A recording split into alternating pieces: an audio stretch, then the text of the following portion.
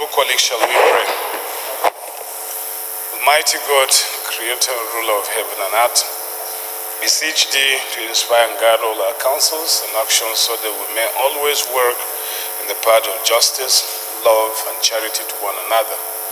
Help us with thy grace to do only those things that will promote the unity, peace, happiness, and prosperity of Nigeria. Amen. Wow.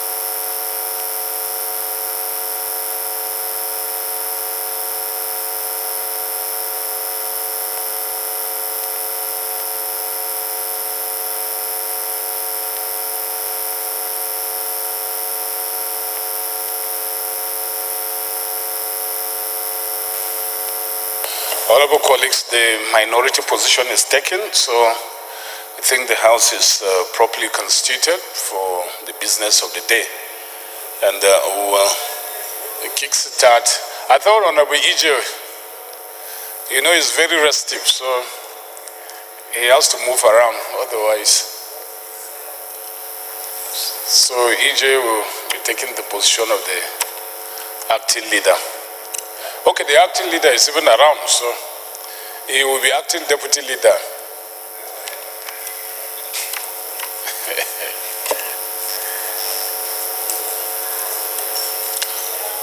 So we'll kickstart the business of the day. Honorable members have examined and approved the votes and proceedings of Wednesday, 23rd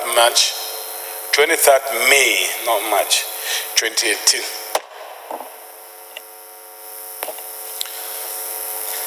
We'll proceed to take announcements. We have in the gallery, honorable colleagues, students of Katena International Academy from Chika Airport Road, Abuja.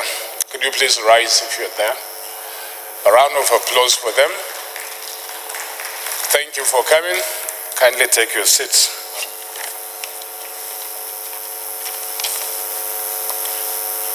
This is a reminder, announcement from Honorable EJ Aboyima. This is to inform honorable members of the Nigeria-US Relations Committee that the meeting with the United States Ambassador holds today, 24th May 2018 at 2 p.m. Members are expected to converge at the entrance of the House of Representatives at 1:30 p.m. for takeoff.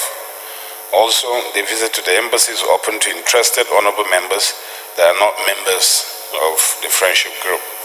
Announcer Honorable EJ Aboyima.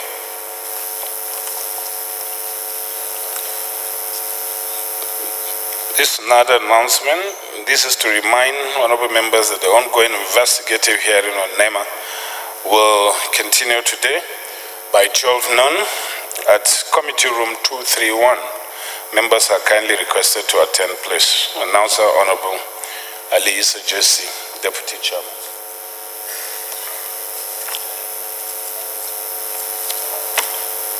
Any member who has a petition to present may please rise to do so. Any petition? Honorable Toby. Thank you, Mr. Speaker, honorable colleagues. My name is Toby Okechukwu, and I represent an area of Woji River Federal Constituency from Enugu State. Mr. Speaker, this is a petition from one of my constituents and the Managing Director of Akal Group Limited against the Federal Ministry of Health and particularly the new psychiatric hospital in Enugu regarding how his contract was swindled and paid to another company in spite of the fact that he retained the contract. He is coming to the house to make sure that he gets justice and make sure that the people who are in the neuropsychiatric hospital in Enugu who had undertaken to veer off his money are brought to book. With your permission, Mr. Speaker, I'll lay the petition. Please proceed and lay the petition.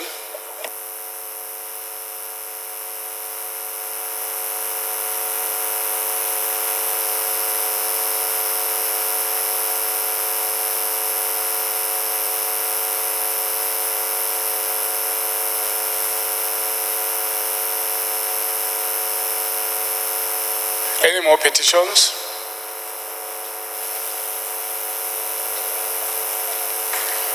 Okay, when Honorable EJ says he doesn't have a petition, then you can be sure there's no more petitions. Petition referred to House Committee on Public Petition. Honorable members, the first business of the day is presentation of two bills. Clerk is now invited to read the short titles. Honorable Speaker, honorable members, National Information Technology Development Agency Act Amendment Bill 2018, first reading. National Identity Management Commission Act Amendment Bill 2018, first reading.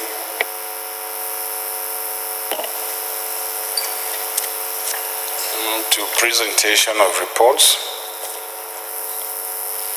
Honorable members, the second business of the day is presentation of report of the Committee on Niger Delta Ministry Bill for an Act to establish the Presidential Program Rehabilitation and Reintegration for implementation of the Presidential Amnesty Program in the Niger Delta area of Nigeria, and for related matters, standing in the name of Honorable A.C. and Epeo Ayi. Honorable Ayi is now invited to present the report. Rules of business. Mr. Speaker, Honorable ACN is not available to present the report. I therefore move that we step it down. I so move. Presentation of report stepped down by leave of the House. Honorable members, third business of the day is presentation of an interim report of the ad hoc committee on the investigation of Dapchi abduction debacle, standing in the name of Honorable Yusuf Buba Yakub. The report is now ready for presentation, and Honorable Yakub is now invited to present it. Thank you, Mr. Speaker. I'm Yusuf Buba Yakub. I represent Gombe Home Federal Constituency. I rise to move that the House do receive an interim report of the ad hoc committee on the investigation of Dapchi abduction debacle. I so move, Mr. Speaker. Honorable Nuruddin. Thank you, Mr. Speaker. Honorable colleagues, my name is Akinwumi Nuruddin Olaitan, representing the good people of Ipapo Ijayi Federal Constituency from the State of Excellence, Lagos. I rise to support that the report of the ad hoc committee on the investigation of Dapchi abduction debacle be presented. I so second, Mr. Speaker. Those in favor of the motion say aye. Those against it say nay. Ayes have it. Honorable Yakub, please proceed and lay the report. First order of the day, honorable colleagues, commencement of debate on the general principles of Bill for an Act to establish the Nigeria Peace Corps to develop, empower, and provide gainful employment for the youth, facilitate peace, volunteerism, community service, neighborhood work, and nation building, and for related matters, standing in the name of Honorable E.Y. Okejeb. Honorable members will recall that the bill was read the first time on Tuesday, 17th April 2018. I now invite Honorable Okejeb to move the bill be now read the second time. Thank you, Mr. Speaker. Okejeb, I represent the good people of Buruku, my dear colleagues. I'm from Benue State. I rise to move that a bill for an act to establish the Nigerian Peace Corps to develop, empower, and provide gainful employment for the youth, facilitate peace, volunteerism, community service, neighborhood watch, and nation building, and for related matters, be read a second time. Mr. Speaker, my dear colleagues, I so move. Honorable Speaker, honorable members, my name is Mohamed Tair Monguno. I represent Martin Monguno, Nganze Federal Constituency of Borno State. I hereby move, I second the motion as ably moved by the Chairman Rules and Business. I so second. Chairman Rules and Business, please lead the debate. My dear colleagues, please do give me kind attention to this bill. It is a bill that was passed by both houses of the National Assembly, forwarded to the President for his assent, but presidential assent was withheld. He gave two reasons. He said for security reasons, without expatiation. He also said they had issues with the funding.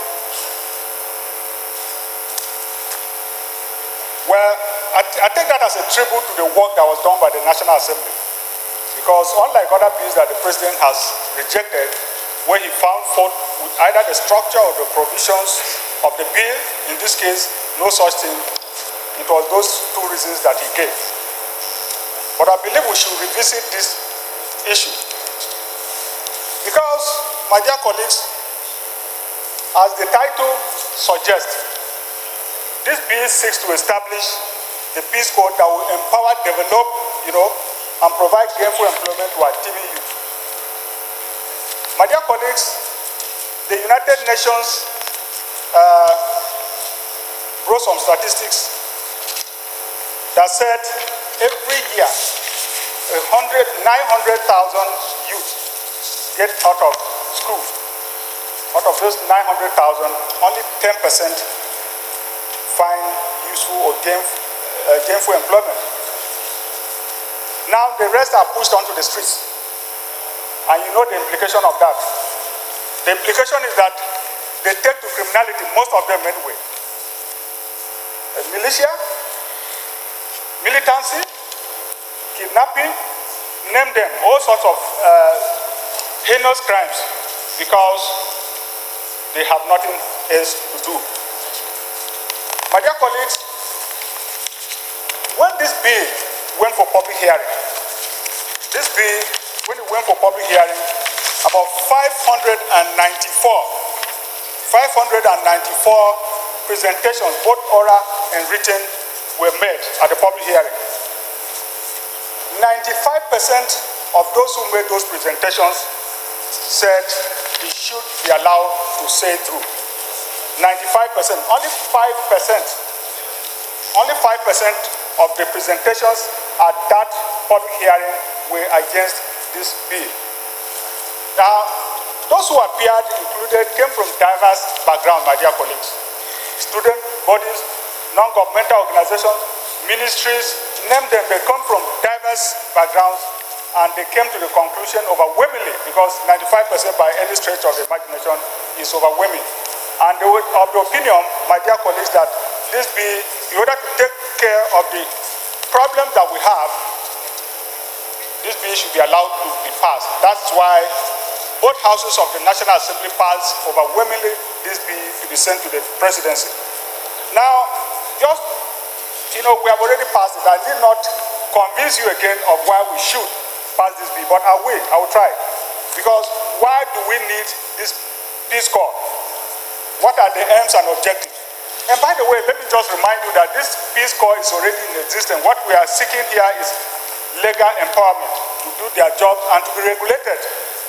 And when it gets to be regulated, it goes beyond the operations of a few individuals or one individual. It becomes regulated the way a national institution should be. Because this is not something that is restricted to Nigeria. If you go to America, if you go to Canada, if you go to China, if you name any of these advanced countries, they have this Peace Corps. And what are their objectives? And what are their aims? It trains the youth with good, virtuous, strong passion and commitment to the art of patriotism, community service, and nation building. It involves members in efforts such as immunization, census, sanitation exercises, especially in urban areas. My dear colleagues, there are several other reasons that are contained in the bill which was circulated. And I believe that this is one very good opportunity, because if we are not to pay lip service to the unemployment that we have in the land, with its attendant problems, the attendant problems of the unemployment that we have on our hands, because fighting unemployment, fighting criminality should be a multifaceted approach. And this is one very good opportunity, I believe, that we can use to address that problem. So I urge you, in the same spirit that we passed this bill in the first place, to once again pass it so that in consonance with section 58, subsection 5 of the 1999 Constitution, and so that we pass it and regulate this organization that is already in existence, so that all the concerns, all the fears that people have expressed about that organization will be taken care of by the law that is seeking to regulate it. Thank you, my dear colleagues. Honorable Lovett, ETC. Thank you, Mr. Speaker. Honorable colleagues, I remain Chief EDC Lovett. I represent the good people of Ethiop East and Ethiop West Federal Constituency of Delta State. Mr. Speaker, honorable colleagues, I'm proudly Urobo. Mr. Speaker, honorable colleagues, the reason for this bill has been itemized in our handouts. The acceptability of this bill cannot be underscored.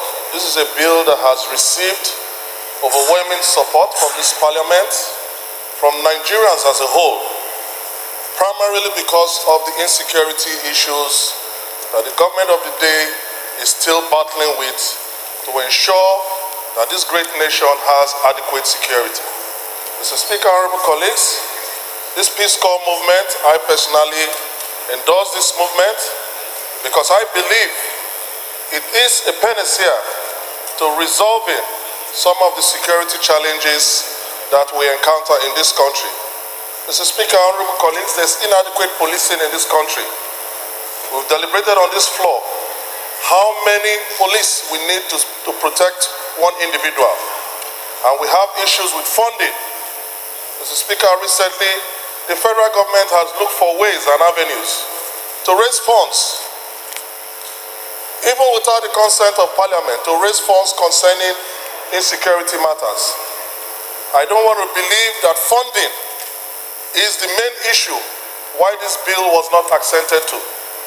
If it's the issue genuinely is funding, and if security of lives and property is paramount and is the business of the day of the present government, then I think, honorable colleagues, we need to rethrow our weight behind this bill and ensure that this bill, for the second time, sees the light of day. Speaker, honorable colleagues, we should be able to operate a security system that can be juxtaposed with other international practice. The Arab wars and European communities have adopted this same Peace Corps movement to be able to check security issues in their own country. Mr. Speaker, the easy word for this is copy and paste. If we cannot be innovative, let us just simply adopt the basic precedents in ensuring security of lives and property. So to this extent, honorable colleagues, I want to throw my weight behind this all-important bill, and I pray it goes for second reading. I so second. Thank you. Honorable colleagues, I think it's better we understand what we're doing now. This bill was passed, transmitted to the executive for assent, and then Mr. President, in his wisdom, declined assent. So I thought that we will examine the reasons he gave. The debate basically is about whether we agree with the reasons he gave or not, preparatory to taking the ultimate vote, where if we don't agree with him, we may override the veto and pass it into law. So it's important for us to understand the reasons he gave. I don't know if I didn't listen very well to the Chairman Rules and Business when he was leading the debate, if he itemized those reasons. So it's not for us to re-debate the bill all over again, but to look at the reasons he gave and see whether the House will agree with him or not. That's just the essence of this debate, not to re-debate the entire bill. The acting leader. Honorable Speaker, honorable members, my name is Mohamed Tahir Monguno. I represent Marke Monguno, Ganzai Federal Constituency of Borno State. Mr. Speaker, the two questions that you postulated for determination is centers around whether the reasons given by Mr. President for his refusal to assent to the bill, one, which is funding, and then two, security that nation will hold water against the backdrop of the fact that this House has earlier passed this bill for second reading, up to third reading for its assent. Mr. Speaker, with regard to the issue of security, which Mr. President mentioned, though not well elaborated, not well defined for his refusal to assent to the bill.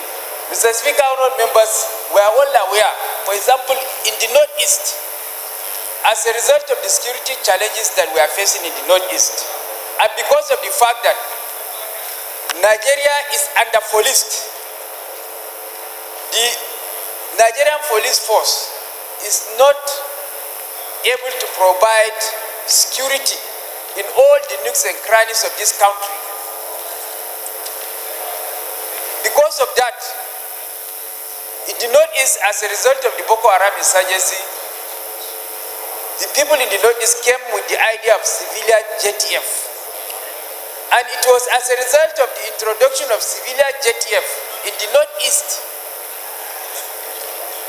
that we are having the feast today, though coupled with the gallantry displayed by our military.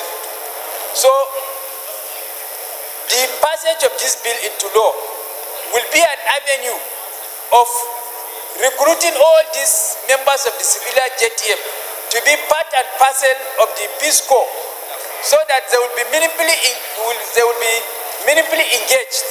Because right now, as we are getting peace in the Northeast, as a result of the gallantry displayed by the present administration, by the military, and support given by the present administration, members of the civilian JTF, they will have nothing to do. And then, if care is not taken, we will go back to square one. So, the Peace Corps is a veritable avenue of engaging members of the civilian JTF so that they can have something meaningful to do, as well as police the Northeast, so that there will be no resurgence of Boko Haram insurgency. Mr. Speaker, honorable members, with regard to the issue of funding, all of us here know that the primary responsibility of any government is the protection of the welfare and security of its citizens. So no amount of money that is going to be spent to guarantee the security and welfare of the citizens is too much. So the issue of funding ab initio should not arise, because we should find ways and means of funding it with a view to recruiting these members of civilian JTF to be part of the Peace Corps, with a view to guaranteeing the security, relative security that we have so far achieved in the Northeast. Thank you. Like this row wants to take all the arguments. Honorable Wase. They want others. Mr. Speaker, respected colleagues, my name is Ahmed Idris. I represent Wase, Federal Constituency of Plateau State. Mr. Speaker, I am not intending with what my brother has said for the following reasons, sir. Yes, we need to gainfully employ all our people into system so that they can help the production and then be self-sustained. But again, we need to be careful as to how and the method of recruitment. Mr. Speaker, I'm worried about this particular agency that we're about to create, that has been clamored for. Because of the various levels of scandals that followed while the process of putting them in place, even before the bill was brought. Recall, Mr. Speaker, the supposed head of the organization was going around collecting 50,000 naira by passing across the country. I can attest to it that in my constituency, I know some people that approach me to give out this kind of money. And I'm worried that if these are the kind of person that will head the place, I'm sorry that we may not achieve what we want to achieve. Two, if at all the civilian JTF have carefully and well done job, should that be the only avenue for them to be employed? Today in Nigeria, Mr. Speaker, those that started the Civil Defense Corps are still on volunteering.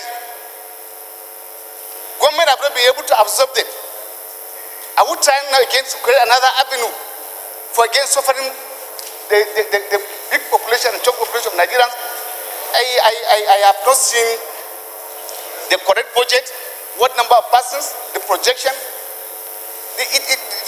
Mr. President raised the issue of budget provision or funding.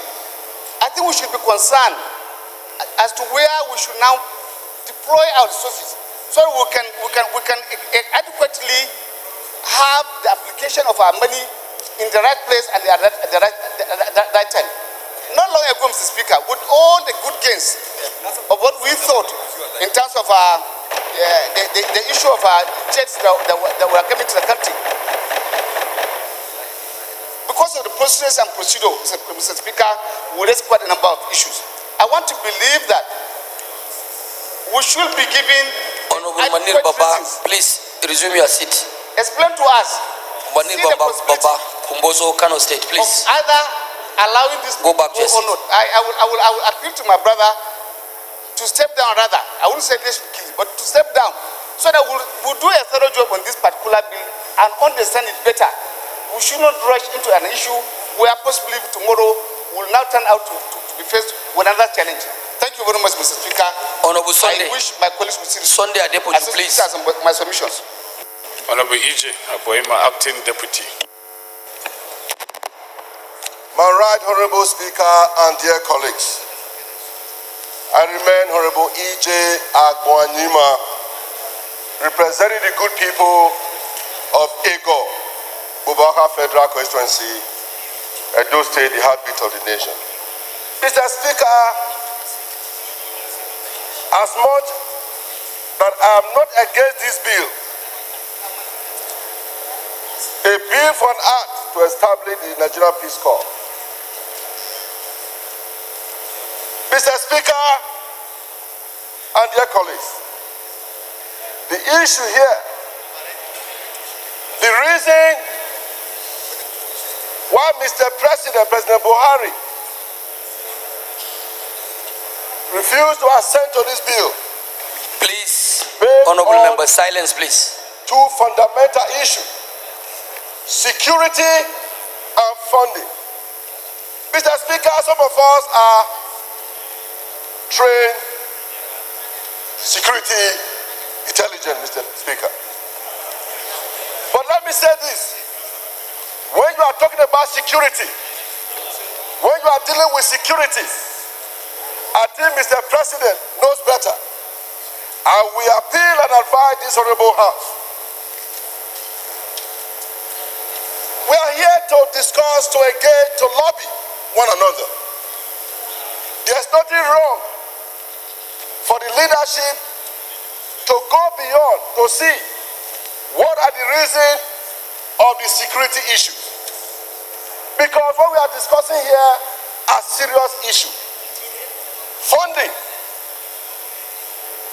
Funding, of course, Nigerian police have been underfunded. We have abandoned that setup. Yes, Nigeria wanted to give the best. Fully funded, fully equipped, fully trained. I remember those days, my honorable colleagues, how the police used to be people's friends. Working together. The community working with the police working with the community. Yes, Nigerian Peace Corps is not a wrong thing to do, but we must look beyond to look at the mind of Mr. President. The reason why he refused to assent to it, before we can say that this matter should be put to rest. Mr. Speaker, I am not against this bill, I must repeat myself, but I must caution ourselves. The way we handle things here, that budget is about issue. Nigerians are suffering, I agree. Nigerians, students graduated 4 years, 5 years, sometimes because of strike, 8 years, they're out of school, no employment. How do we engage them? Should we now, because of the security issue, And fourthly, we should not say we will not go about this. We should look inside deeply. But also, I'm requesting that the leadership of this house should sit down with Mr. President and discuss the way forward so that you all can educate us. At the end of the day, we know how to debate this issue. But at this time, Mr. Speaker, I want to appeal to this honorable house. We must do the needful. But security issue that have to do with this country is not something that will be discussed at the beer parlor on top of the table. We must discuss it in a very diplomatic way so that our enemy will not know our strategy. Let's discuss this matter, Mr. Speaker, and I want to urge this house, please, the leadership, discuss it further. Approach Mr. President. Why did he refuse? Security reason? Yes.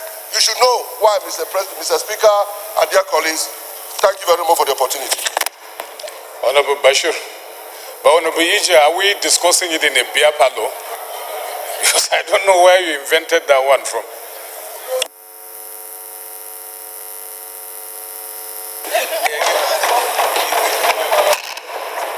One house, please. Honorable Ije, be guided. Thank you very much, Mr. Speaker. I'm from Kano State, and my name is Babale Bashir. Mr. Speaker, honorable colleagues, I think I don't want the situation whereby we'll be progressing and at the same time retrogressing. Mr. Speaker, here we are in a parliament which in my 7 years in this parliament, I have been a member of various security committees from Army, Defense, Air Force, Navy, Immigration, Prisons, and Civil Defense. No, various. Mr. Speaker, year after year, whenever those security apparatus come for the budget defense, they always tell us that they are underfunded. They lack the financial resources to carry their activities. Mr. Speaker, here we are in a chamber which just last 4 weeks, we deliberated on issues with regard to insecurity in Nigeria. And we all agreed that Nigeria is under-policed because we have only less than 300,000 police policing over 180 million Nigerians. Mr. Speaker, the story is the same when you go to Army, the same when you go to Navy, the same when you go to Air Force, and when you go to prisons, is the same story. Mr. Speaker, as a member of Army Committee, whenever we go out for oversight, I always sympathize with the condition of the military when you go to their barracks. Mr. Speaker, 2 years ago when we came back from an oversight, we went to Bauchi. We brought a message to you. The barrack commandant in Shadawanka or what, I have forgotten the name of the barrack in Bauchi, that they are asking only for borehole as a source of water, for drinking water for them and their family. Mr. Speaker, when you go out today, all the military checkpoints, all the police checkpoints, you find out all the security manning those checkpoints are not fully kitted. Right from the boot to the raincoat, to the rain boot and others. When you go to communication, guard gates, in our security institution is the same story. Mr. Speaker, we don't need to deceive ourselves. Security institutions are underfunded in Nigeria. And when the existing ones are underfunded, why are we trying to bring a new one? Mr. Speaker, the issue of finance is critical. A situation whereby we cannot even fund the existing one. Why are we bringing a new one? Mr. Speaker, today, globally, everywhere, Peace Corps is considered as a volunteerism. Yes, you can volunteer to maintain peace and order in your community. I don't know why in Nigeria today we just feel like because we don't have sufficient police, we don't have sufficient army, is it their fault?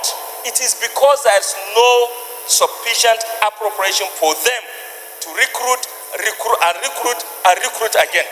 I am sure if the money is given to Nigerian army today, if the money is given to police today, they can recruit up to 1 million Nigerians. And there are over 1 million Nigerians waiting outside there to be enrolled as police or army in Nigeria. Mr. Speaker, just last year, when the police advertised that they are to recruit 10,000 Nigerians, over 300,000 Nigerians applied. So if to say there is money allocated to Nigerian police to recruit 300 Nigerians, that is to say, we will put 300,000 Nigerians. That is to say the issue of under-policing will be a story of the past. Mr. Speaker, the issue of insecurity is also very paramount and important. Today, we are asking for Peace Corps. Tomorrow it can be Boys Brigade. Next tomorrow, Nigerian Scout or Boy Scout of Nigeria. Next tomorrow, if I decide, I will come and say that Vigilant Group of Nigeria or Jama'at Nasr Islam or any other religious body can wake up and say that we want to be registered as a security outfit because we lack security, the number of securities in Nigeria is not sufficient enough. Mr. Speaker, the case of civilian JTF, is it that they must be enrolled in Peace Corps? They are working hand in hand with Nigerian army and other security outfits. What stopped the government to make sufficient allocation for recruitment of those civilian JTF, those who are qualified to become army, air force, navy, police, or civil defense? Mr. Speaker, even the existing ones, we cannot fund them. Why are we bringing new burden to ourselves? And the issue of insecurity, Mr. Speaker, this is an institution which has been existing for over 7-8 years run by an individual. He has his people. He has his people. He has been having a running battle with Nigerian police. And now we say that President should assent and they will become government workers. And from there, we don't know how they emerge. That to say we are creating a new insecurity for ourselves.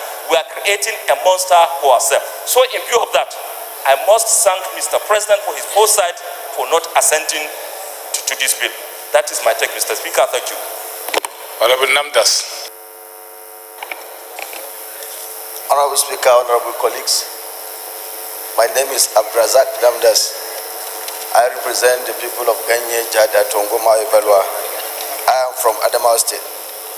Mr. Speaker, personally, I'm here to support this very bill.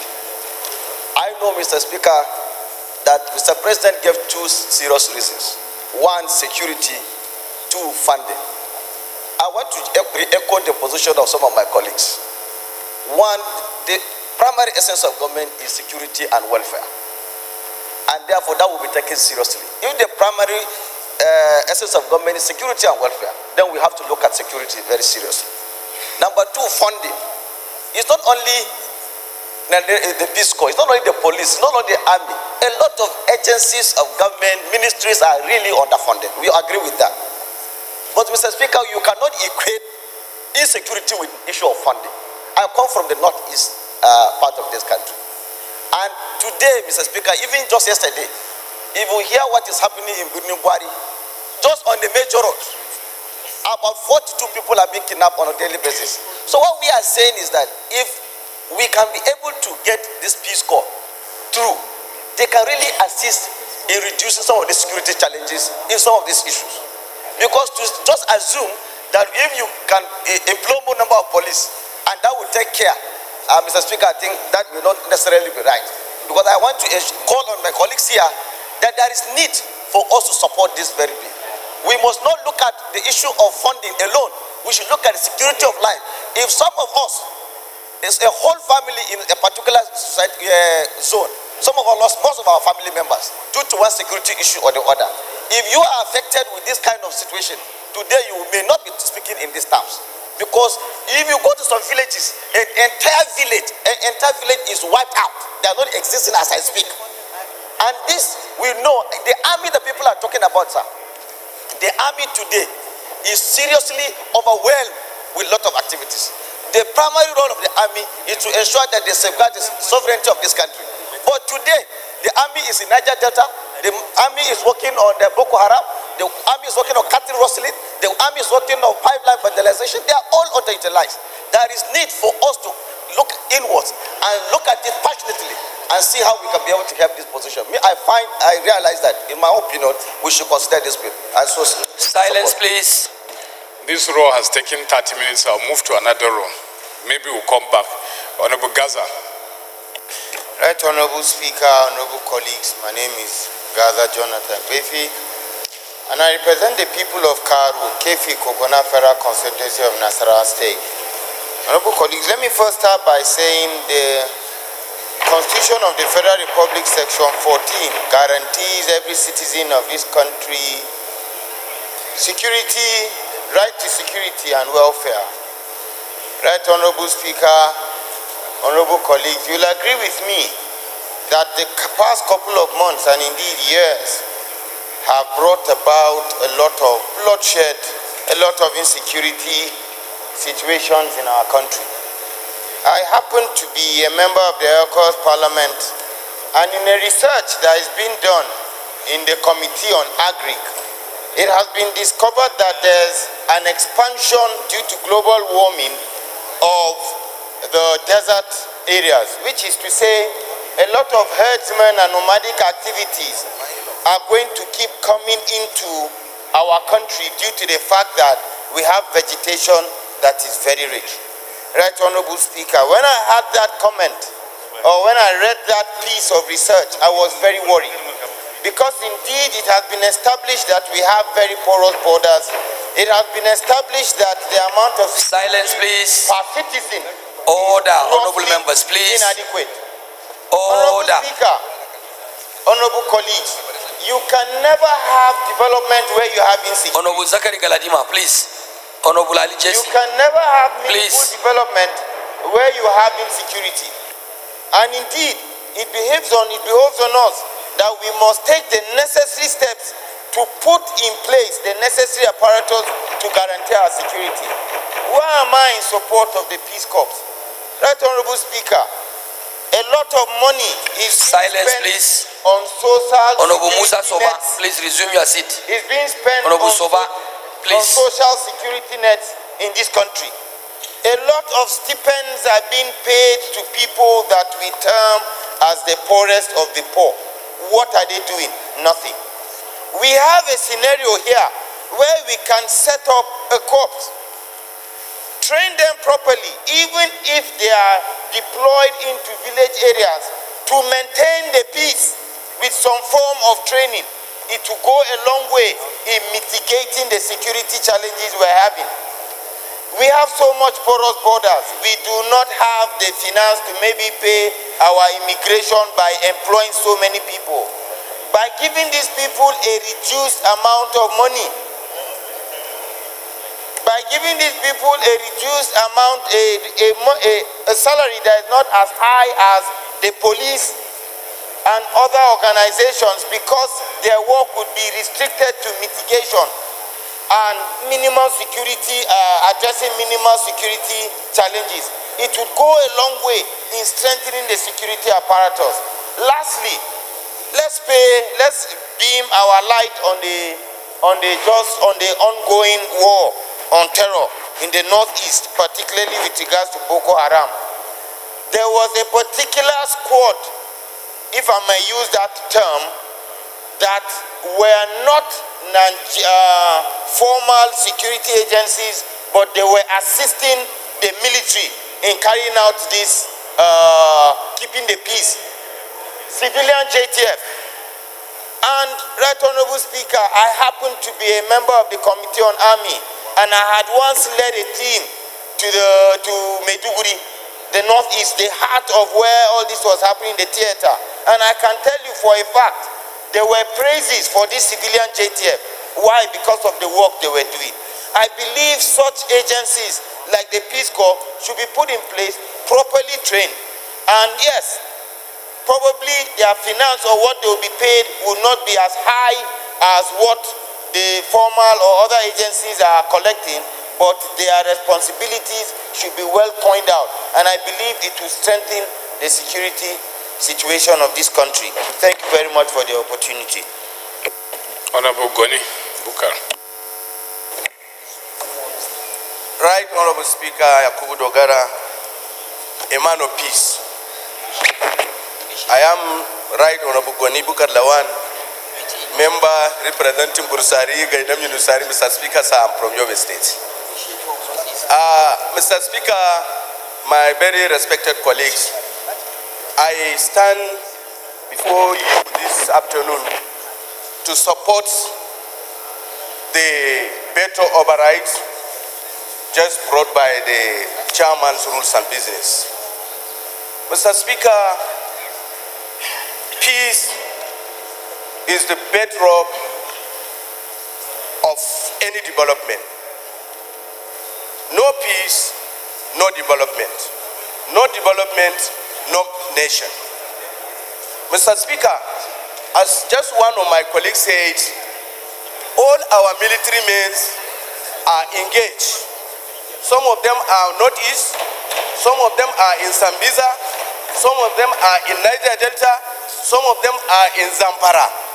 You can't easily find a military, even in Niger Barrack here in Abuja.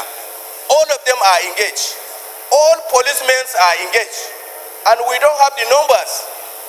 So with this Peace Corps, it will, give us the enough security to tackle some of the problems happening in this country, Mr. Speaker. Only problem of this bill, the composition of the bill. So I'm appealing to the owner of the bill to look into the compositions of the bill. That is the only problems of the bill. But to me, this bill is good for the country, it's good for the nation, it's good for even the National Assembly members. We have been always talking about the security. So I am appealing to my very respected colleagues. Silence, please. In that hope, please, honorable members, please. Because it is only this House of Representatives talk about the masses of this country. Order, so honorable please, members. I'm begging you. Honorable Wase. Please stand up, raise please. your voice to support this very Honorable Aminu Goro, comrade. I so submit, Mr. Speaker. Honorable Rita. Silence, honorable members, please. Thank you, Right Honorable Speaker and distinguished colleagues. My name is Rita Oji, member representing Ajerobi Ifelodu Federal Constituency from Lagos State. Mr. Speaker, I thank you for giving me this opportunity. But I will crave your indulgence to read out chapter 11, 15, sub 3 of 1999 Constitution as amended. For the purpose of providing national integration, it shall be the state shall provide adequate facilities for and encourage free mobility of people, goods and services throughout the Federation. Secure full residence rights for every citizen of all the Federal Republic of Nigeria. Mr. Speaker, I went to this axis because when we look at what we are passing through in Nigeria, for instance, is there that free and secured movement of Nigerian citizens to various places they are going? Mr. Speaker, if I may ask my colleagues something, Peace Corps as it is, we have gotten a lot of tests on rigors of litigation based on this bill. And there are judicial pronouncements that has already been made upholding these Peace Corps. Do we now have the right to appropriate and reprobate? This House has holistically taken a look at these Peace Corps and its gains to this nation. Mr. Speaker, when I look at the issue of funding, which is one of the concerns raised by Mr. President, it was allegedly reported that some money that was recovered from Abacha loot will be used for the poor. We have social security networks. We have various projects that at the end of the day, it was aimed at empowering people. We don't even know where they are. We don't know what they are doing. We don't know the reason of even giving them that. And I said, if Mr. President will look inward at these monies that are being spent to people that are not really providing any services to Nigerian nation, I will plead that the money should be chartered to the area of funding of Peace Corps. And secondly, sir, the issue of security. It is an angry man that is a hungry man. They will always refer to my people in Ajewule that we have area boys. When a boy has nothing doing, when from morning till night he will be roaming up and down, what do you expect the person to do? He will be involved in one criminality or the other. I look at Peace Corps as an avenue of creating employment for the teeming youth of Nigeria. And you will take their mind away from crime and drugs. Because we are now shouting about drug abuse, codeine. When people are confused, they resort to things they can do to free their mind. I am saying, sir, that whatever we are going to do in this house, it will be very important for us to remember that a lot of us, as we sit down here today, we have many jobless youths in our constituency. And it is the job of this National Assembly to make these laws for the good governance. If this is going to create peace in your domain, as the name connotes, if it will reduce unemployment, while we do budget for agencies that are even stagnant, there are some agencies that you won't even see something reasonable coming up from their actions. Why won't we look at this one that will be a direct approach that will touch Tom, Dick, and Harry in their area? Mr. Speaker, sir, I thank you for giving me the opportunity, and I'm begging this Honorable House and Mr. President to look at the spot of unemployment that is ravaging and the issues of joblessness, and look at the issue of Peace Corps as one of the ways to palliative measures. Thank you, Mr. Speaker and distinguished colleagues. Honorable Engineer Magaji, now that you have gone back to your seat, you can speak. Thank you, Mr. Speaker. I noticed that, and I quietly go back to my seat. Thank you. Mr. Speaker, honorable colleagues, my name is Engineer Magaji Dao Aliu, member from Jigawa State. Honorable colleagues, this thing is beyond sentiment. Politics is about nation building. There are processes and procedures of establishing paramilitary organization in this country. Whereas an individual wake off with his Boy Scout, went around this country, collected huge sum of money from unsuspecting youth that he wants to give them unemployment. And we are here acting that should be backed by law. The president said he's rejecting this, or he refused assent because of security. We have to consider this issue of security. When and where this individual got the training to train other people? What is his background? What are the history? We are creating more security problems than solving if we consider this bill. So I'm of the opinion, my dear colleagues, this bill should not be allowed to see the light of the day. Finally, as a law-abiding APC member, I'm not going to override Mr. President. Thank you. Honorable Chika. Thank you, Mr. Speaker. My dear colleagues, I'm Abubakar Chika Adamu. I represent Chorora Fimia Federal Constituency. Mr. Speaker, I'm from Niger State. Mr. Speaker, my dear colleagues, let's be very careful. The President made two fundamental reasons for the rejection of this bill. One, he talked about security. Two, he talked about funding. Now, on the issue of security, security is all-encompassing. Anybody who is alive in this country is aware of the so many fight between the Peace Corps heads and the police. There are allegations of weapon handling by these Peace Corps members. Where do they get the powers to engage in weapon handling?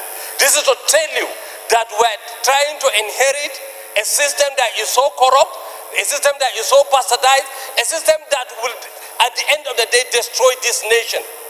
Mr. Speaker, my dear colleagues, some people talk about the issue of civilian JTF. There is a clamor of state police in Nigeria. The PISCO will not be able to solve the local security challenges we did have. The local people, either by creation of state police by all the state government, that is the only way for you to have people who know the environment and will be able to man the security of such environment, but not through the PISCO. Two, Mr. Speaker, I want to tell you, even the current structure of the security agencies we have is too much. That is why we're having problems in terms of information sharing among the security agencies we have in Nigeria. I have been saying it in this chamber. If I am the president of this country, I would collapse so many security agencies and then confine them to become Nigerian police. We don't need it. If we are to veto Mr. President, I think we just need to veto the president on the issue of 6,000 police to say, take the whole 300,000 that apply, but not to veto the president on the issue of PISCO. Two, as I said, issue of funding. Where are we in this country? A lot of government employees could not be paid. Or a lot, as my friend Bashir Babale did said, a lot of security agencies could not be kitted. So why do we create new ones? Why do we... So somebody could just wake up one day, create an institution and hand over to the government. Is that real? Mr. Speaker, this veto override is the only tool, only weapon we have when it comes to legislation, where the executive refuse to agree with our laws. Now, if we bastardize the usage of veto, I think we will also bastardize what we come here to do. So I don't think it is right for us to use the veto override on the issue raised by Mr. President as regard to security and as regard to funding. We are all aware this is true and it is true and we cannot reject it. Therefore, my dear colleagues, it is time we reject this veto override and ensure that this PISCO should go and become a private thing as it is. Thank you. Honorable Jimo. Thank you very much, Mr. Speaker. I'm Jimo Abdurrahim Olajide.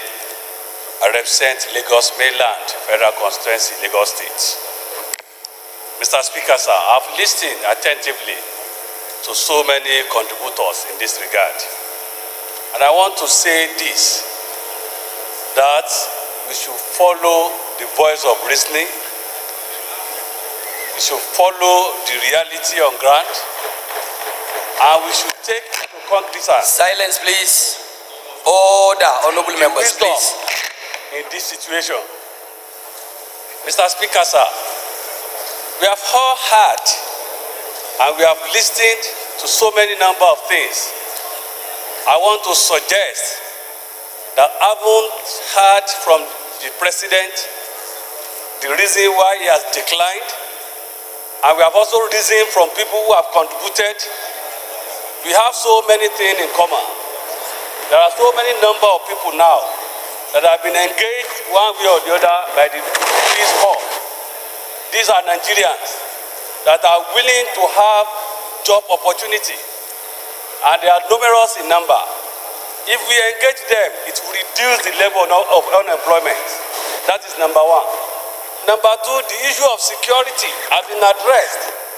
If you want to marry everything together, I think the issue of security should be taken very, very important.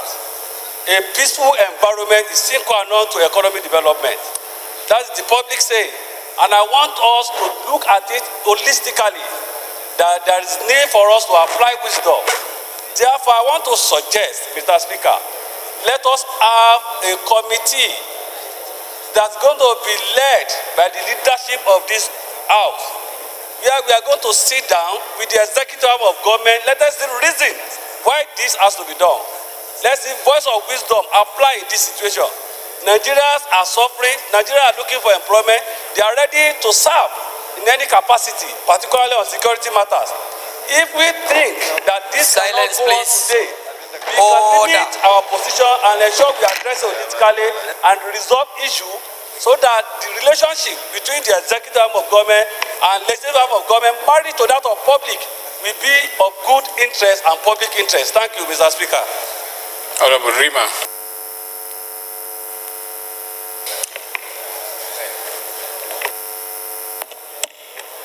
Honorable Speaker, distinguished colleagues, my name is Remande Shawulu-Kwewu. I represent Takumdonga Usa and Yangtu Federal Constituency in Taraba State. Honorable Speaker, the President gave two reasons for rejecting the bill. And some of the contributions that have come up on the floor of the House do not address the issues that the President raised. And I want to call our attention to three or so facts. The first fact is that internal security is not the responsibility of the Army or the Navy or of the Air Force. Even if you increase the numbers of people in the Air Force, in the Army, and so forth, and you will not arrive at the solution for internal security. Therefore, the questions that need to be asked is the mandate of the Peace Corps, which the President did not complain about. Does the mandate conflict with the mandate of existing security agencies? That is one question that I think we need to address. If the mandate of the security of the Peace Corps that the President did not reject in his veto does not conflict with the mandate of the Air Force, the Navy, and the Army, then the argument that if you increase the numbers of people in the Air Force, Police, and Army will solve the problem will not suffice. Secondly, I want us to note the fact that security has different formats. Security challenges are of different, security challenges are changing in nature. One of the reasons why we are complaining today, and this House has received so many motions about security, the Army and so forth, is that the Army and the military are actually engaged today in responsibilities which should be engaged in by the police or by internal security agencies. Today we are having a situation where people call on the police, instead of calling on the police or internal security agencies, they call on the military to intervene in matters that are not, that the military ordinarily should not be engaged in. And so there is need for us to bridge the gap that we presently have in internal security agencies. The fact that people are agitating today for increased role of the police, increased role of the military, and increased role and trying to create new agencies actually show that there's a very wide gap that we have in our policing in the country which should be addressed. Today, the police have about 300,000 men or so. And these people are completely, the number is completely inadequate for Nigeria.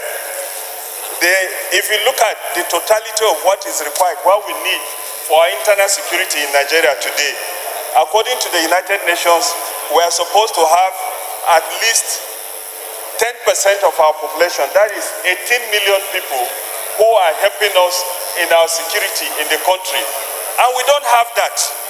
What we have is well below 1 million, which is why there are so many places today in the country that we don't have any form of security. And the fact that we don't have any form of security, many places are on police, many places are not under surveillance, means that there are many ungoverned spaces which rogue elements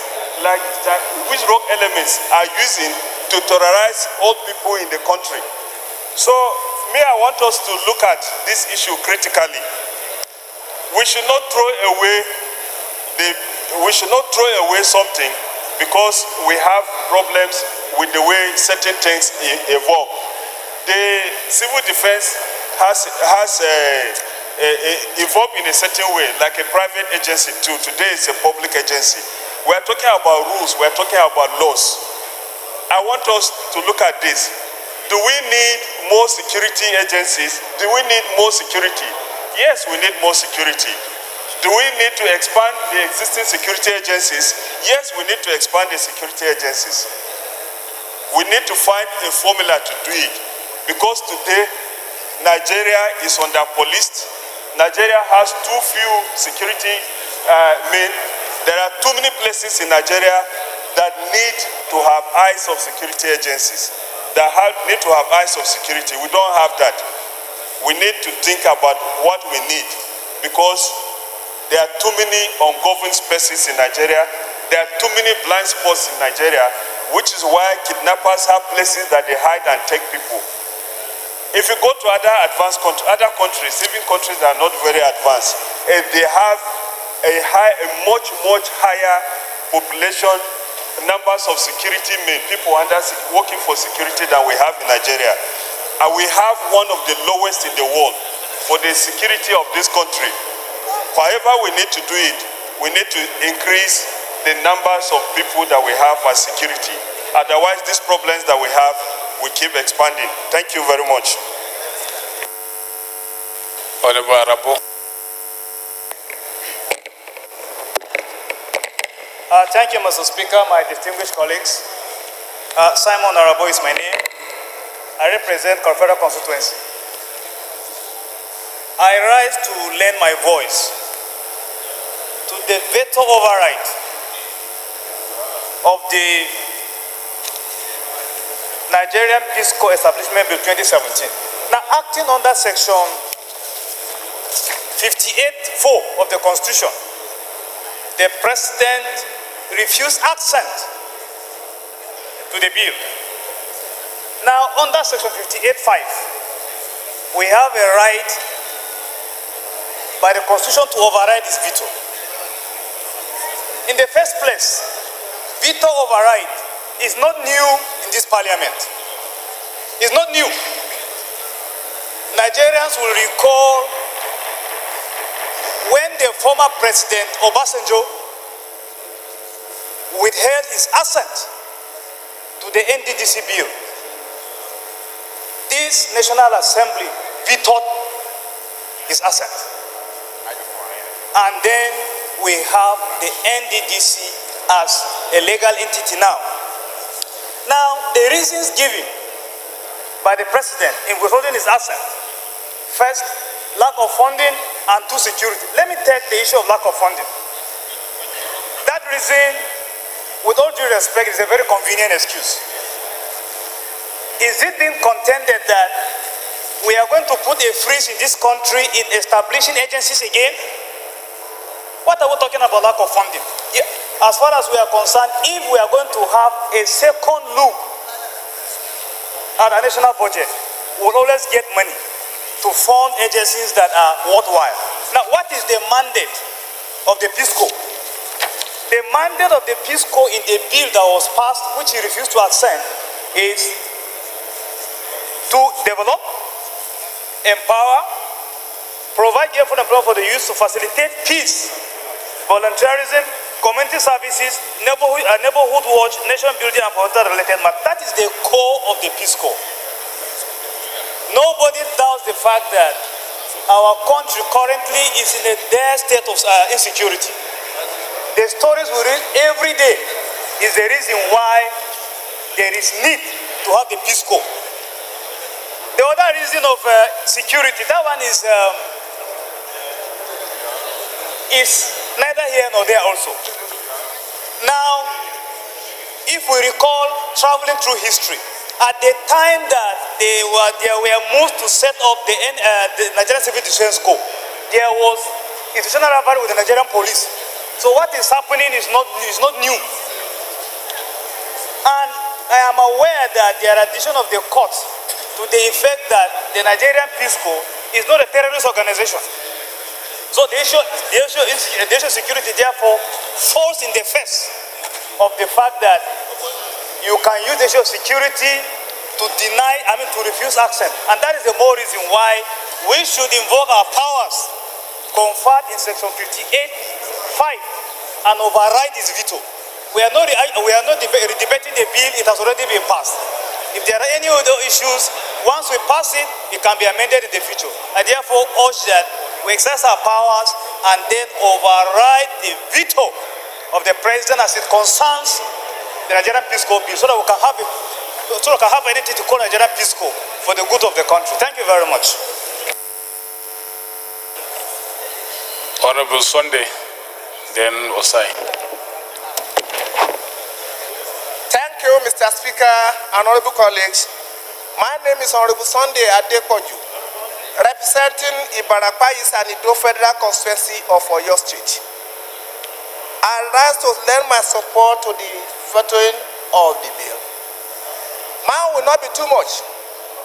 I want to ask ourselves, as the Civil Defense Corps living up to the expectation or not?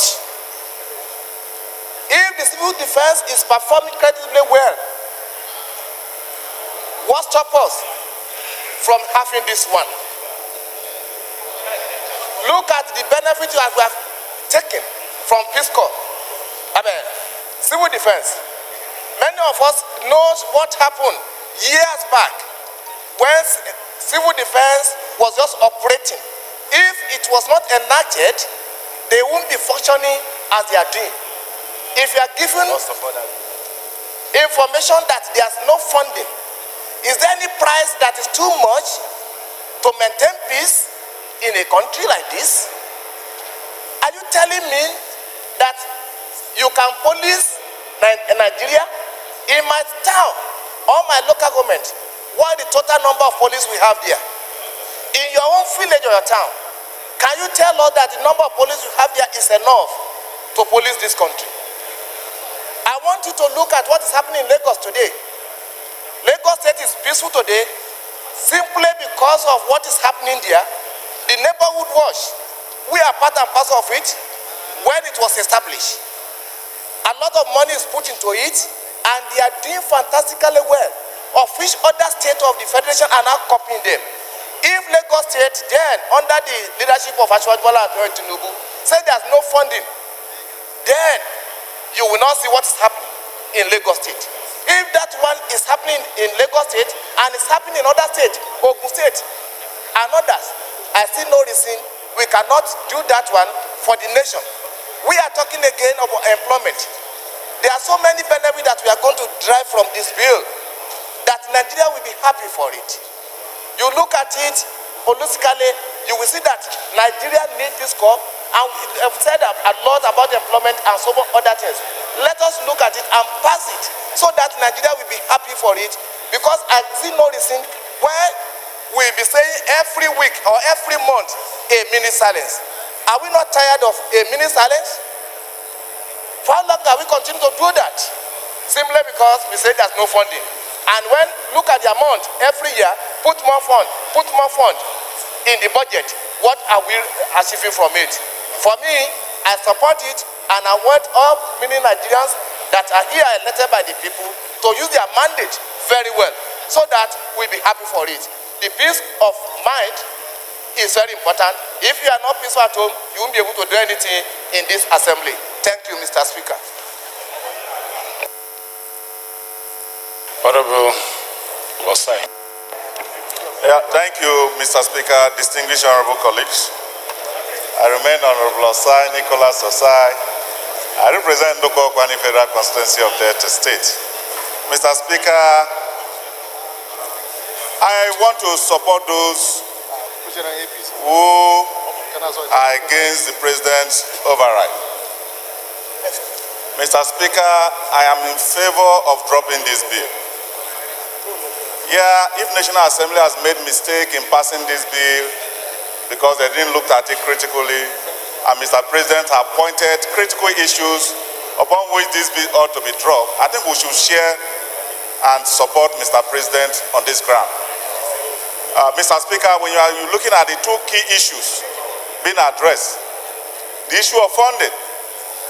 Mr. Speaker, it is very important to think outside the box to know how we can generate funds. We didn't do that. And it was not packaged to Mr. President, this is where this funding will be domiciled to. And Mr. President, having known the pulse of the nation, I've looked at it, that the only critical way to go is to drop this bill. Mr. Speaker, distinguished honorable colleague, we are talking about security. When we talk about security, how much are we paying police? How much are we paying police today? It's because of lack of funding. Today, yesterday, the day before yesterday, you brought up a bill on police funding, on police funds. And now the issue of raising police funds and making, please, am I protected? The issue of trying to raise funds for police equipment and order is because we are looking at another alternative of making sure that police in our country function effectively. We're also looking at another alternative that civil defense function effectively. Now, why did the president talk about issues of security? It's because there's a class of conflicts. The both functions of the Peace Corps and function of police are the same. And there's nothing separating it. And that's why Mr. President, in his wisdom, feel that there will be a clash of functions. And there will be a conflict. And when there's a conflict, it jeopardizes society. And the essence of enacting law for peace and good governance of the country is defeated. Mr. Speaker, there's nothing wrong to stop the bill which you have passed before, if it is wrong, in the wrong direction. I think this is what we are talking about. And we should be able to recorrect ourselves. That's the essence of democracy.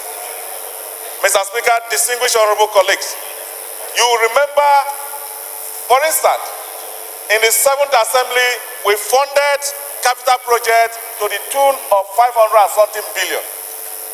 Today, in the 8th Assembly, we are funding capital projects to the tune of 1.3 trillion.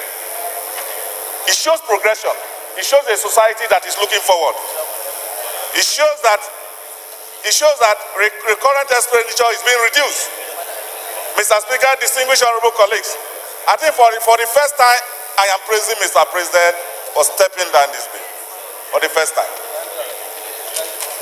If he does well, we praise him. But if he goes wrong, we also lash him.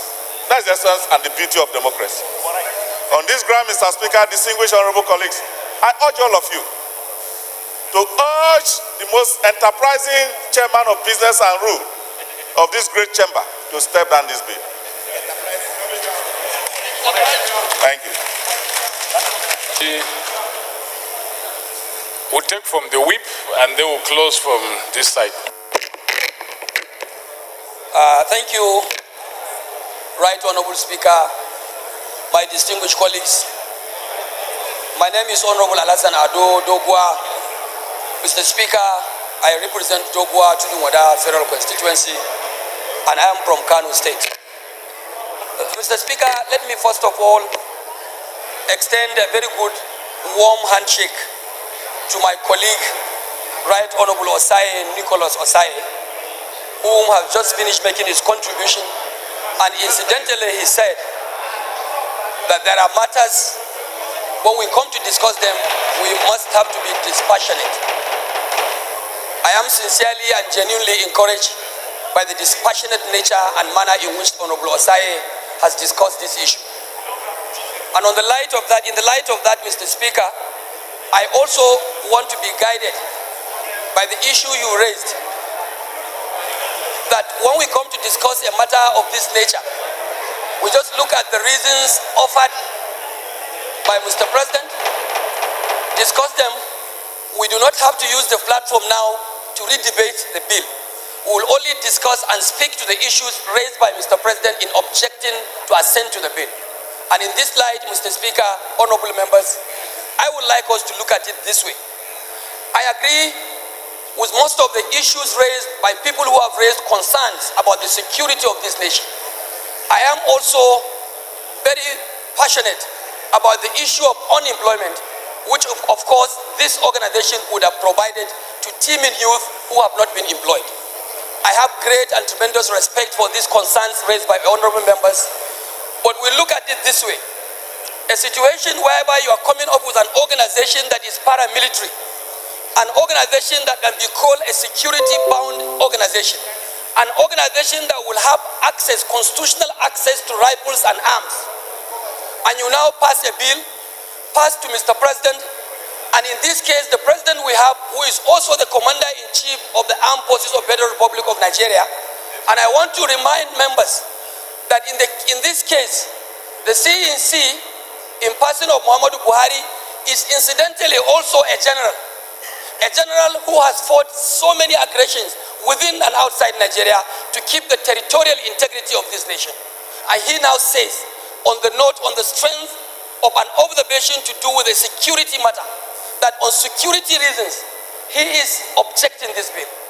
Mr. Speaker, honorable colleagues, I want to plead with us that as a general and commander-in-chief of the Nigerian Armed Forces, who has now raised this issue, who has raised an objection on the basis of security, I think we need to respect this objection and give it to him, because he was a general in the army, and I believe by being the CNC now, is also a general, and he has had a lot of access to some of these security issues that we may not necessarily have access to. In this view, in this case, therefore, I want to appeal to members to allow Mr. President this veto he has sent back, or this bill he has sent back to the House, and let us not veto him. He has vetoed it, and we should not override him on the ground that he might have known quite a lot that we have not known. I want to also suggest that if we are talking about the security of the nation, we have other existing security organizations. The Nigerian Armed Forces is there. Mr. Speaker, the police is also there.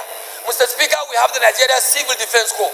I think it will be much better for us to encourage the government to consolidate in areas of funding, to consolidate in areas of strategy and training on this existing security organization, than to come up with a new organization, and at the end of the day we dissipate efforts, we dissipate expenditure of Nigerian funds, and at the end of the day you have too much in your hands that we cannot be able to manage.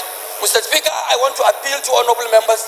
I also want to appeal to Mr. Speaker as well to see reason in the veto of Mr. President in this direction, and I want us to please allow it go and allow Mr. President to continue. The Peace Corps you are talking about, Mr. Speaker, it is called Peace Corps because we want to ensure peace in the country. And you may recall, there was a time when the Peace Corps organization was even taken to court in connection with issues to do with corruption. I'm not sure what judgment the court has passed about that, but this is also another issue that we must have to look at, so that an organization of this nature will be only taken in a very right direction, and to start on a very clean slate. If we still have to consider this bill, maybe for passage, we must have to give to the president for now, and maybe wait at a more appropriate time when vulnerability of the nation is quite on the low side, when exposure, financial security exposure is also quite low on the part of the nation, and we may conveniently take it at that later time. I want to urge honorable members, especially my colleagues in the PDP, to please reason with what we have been doing under the Muhammadu Buhari administration. The only panacea, the only access to peace is not Nigeria Peace Corps. The only access is to make sure that we vote Muhammadu Buhari for a second time, so that peace will really prevail in Nigeria. This is my submission. Thank you. Honorable Baba Jimmy. Thank you very much, Mr. Speaker. Honorable colleagues, my name is Baba Jimmy Benson. I represent the very good people of Ikorodu Federal Constituency, Lagos.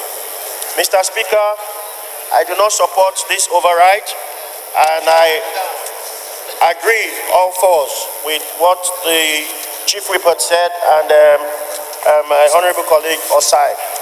Mr. Speaker, I believe that the Peace Corps bill, the signing of it, or the override of it, will not assist in any way in bringing down the security issues we have in Nigeria. Mr. Speaker, a lot of energy is dissipated on this matter. I believe we should rechannel our energy towards establishing state police. People have said a lot about what Lagos State is doing, the neighborhood watch, and these are state-led initiatives that gives power to the community and the local people.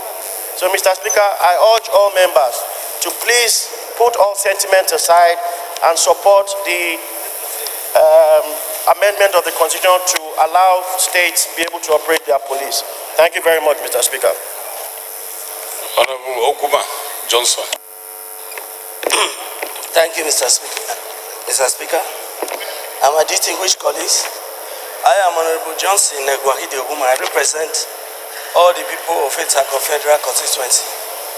Mr. Speaker, I want to thank the Chief Whip, Honorable Osai, and my brother Jimmy, the last speaker, for their wisdom, and to say to appeal to the mover of the sponsor of this bill, the chairman House Rules and Business, and to say that the two reasons given by the president,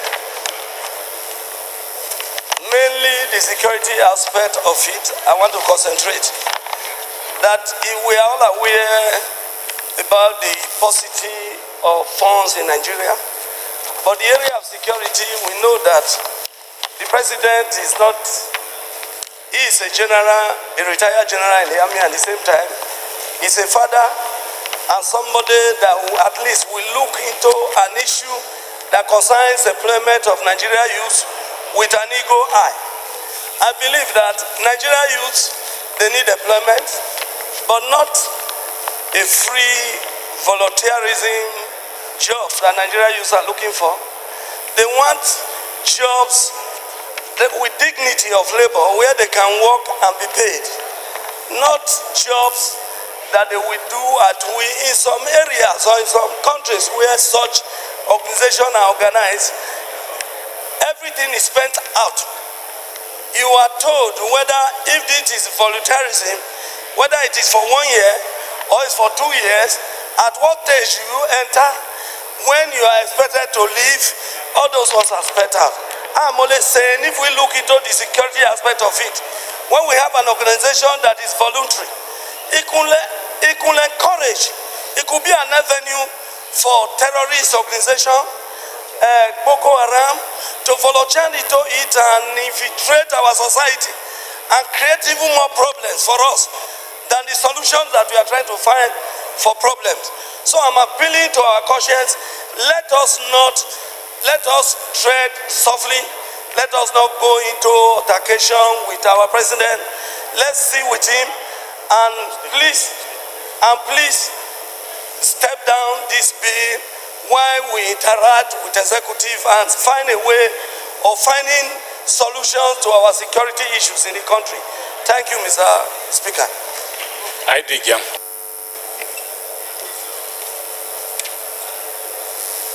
Thank you, Mr. Speaker. Honorable colleagues, I remain Aidi Gyang, the member representing Barikin Ladi Federal Constituency. I'm from Plateau State. Mr. Speaker, honorable colleagues, I want to say I'm rising to still give life to this bill and to say that we should not throw away the baby with the bad water. The president, in withholding assent to this bill, advanced two reasons, that of funding and that of security. In the axis of security, he did not disclose to Parliament what those security concerns are. I want to say, Mr. Speaker, that we have to juxtapose the reasons advanced by Mr. President for withholding assent against the accruable benefits from the mandate of the Peace Corps, which have been well advanced by the sponsor of the bill. And in the area of funding, I want to say on the grounds of funding, the issue is simply for us to that of opportunity cost, either to deny the Nigerian youths that are already captured by the Peace Corps employment, or we give them and create an opportunity for them. And we should not deny them this opportunity and yet brand them as being lazy. So I strongly want to support that we give life to this bill and allow it to go on a second reading. Thank you, Mr. Speaker and honorable colleagues. Honorable Musa, and then Chairman Rules and Business will round up. Thank you, Mr. Speaker, honorable colleagues. Musa Sarkin Adar, I represent Gadagoro constituency. I am from Sokoto State. I feel agitated to rise and speak against this bill unequivocally. Mr. Speaker, various speakers have spoken or against. I'm concerned the way we are going to compromise our honor. Already it is widely speculated outside and within this chamber that this bill is being brought back through some cynical means. Some members have spoken that their constituents have been asked to provide 50,000 naira so that they could be employed. I am also a victim of such unfortunate incidents. Though at the time it happened about 2 years ago, there were even offers given to most of those potential prospective candidates. Our concern here should be, if we allow this bill to scale through, we have validated the allegation that we are for sale, because those people who collected 50,000 naira from each applicant were saying they were coming to lobby the National Assembly with such money. If we allow that to happen, that means we are for sale. And I know I am not for sale. Everybody here is not for sale. Anything contrary to that will now say we are for sale. I want to put it on record. My children are all grown up. The people who voted me into this office are all seeing me and they believe in my integrity that I'm not for sale. And I also want every member here to tell his constituents that he is not for sale, and collectively we are not for sale. Mr. Speaker, if we continue and allow this bill to scale through, it means we are negating the anti-corruption crusade of President Muhammad Buhari. We should not allow ourselves to be seen as enemies of progress, enemies of justice. If we allow this to go on, it is already speculated we are working in connivance with people outside the forces fighting anti-corruption crusade of President Muhammad Buhari. I am not against anti-corruption crusade. Even if I'm to be arraigned of any offense that I committed individually, I'm ready to face it, but I'm not ready to come here and allow some people outside to come and use us for their purpose. And we should not allow that to happen. Some of our colleagues have mentioned here separately, if the reasons for those advocating for this bill to get through is issue of insecurity. Order. This Peace Corps cannot provide what the police have failed to provide it. The police have been in existence for the first 100 years in this country, since 1914. We have police posts. They have been trained by the colonial masters, and later, subsequently, they have been trained by the various institutions established in this country. We have various police academies in Lagos, in Kano, in Jos, in Sokoto, in Bauchi, in Yola, everywhere. What institution do we have that can train this Peace Corps? They will rely on either of the existing police structure or the civil defense structure. They are already at loggerheads with the police. We should not allow this circumstance to happen whereby you have two security agencies against each other. And now, if we allow them to come up, how are we going to fund them? We must be realistic. Some members spoke here that the police are underfunded. Even though I disagree, I don't believe the police or any security agency were underfunded, but rather the funds given to them were not being used properly and appropriately.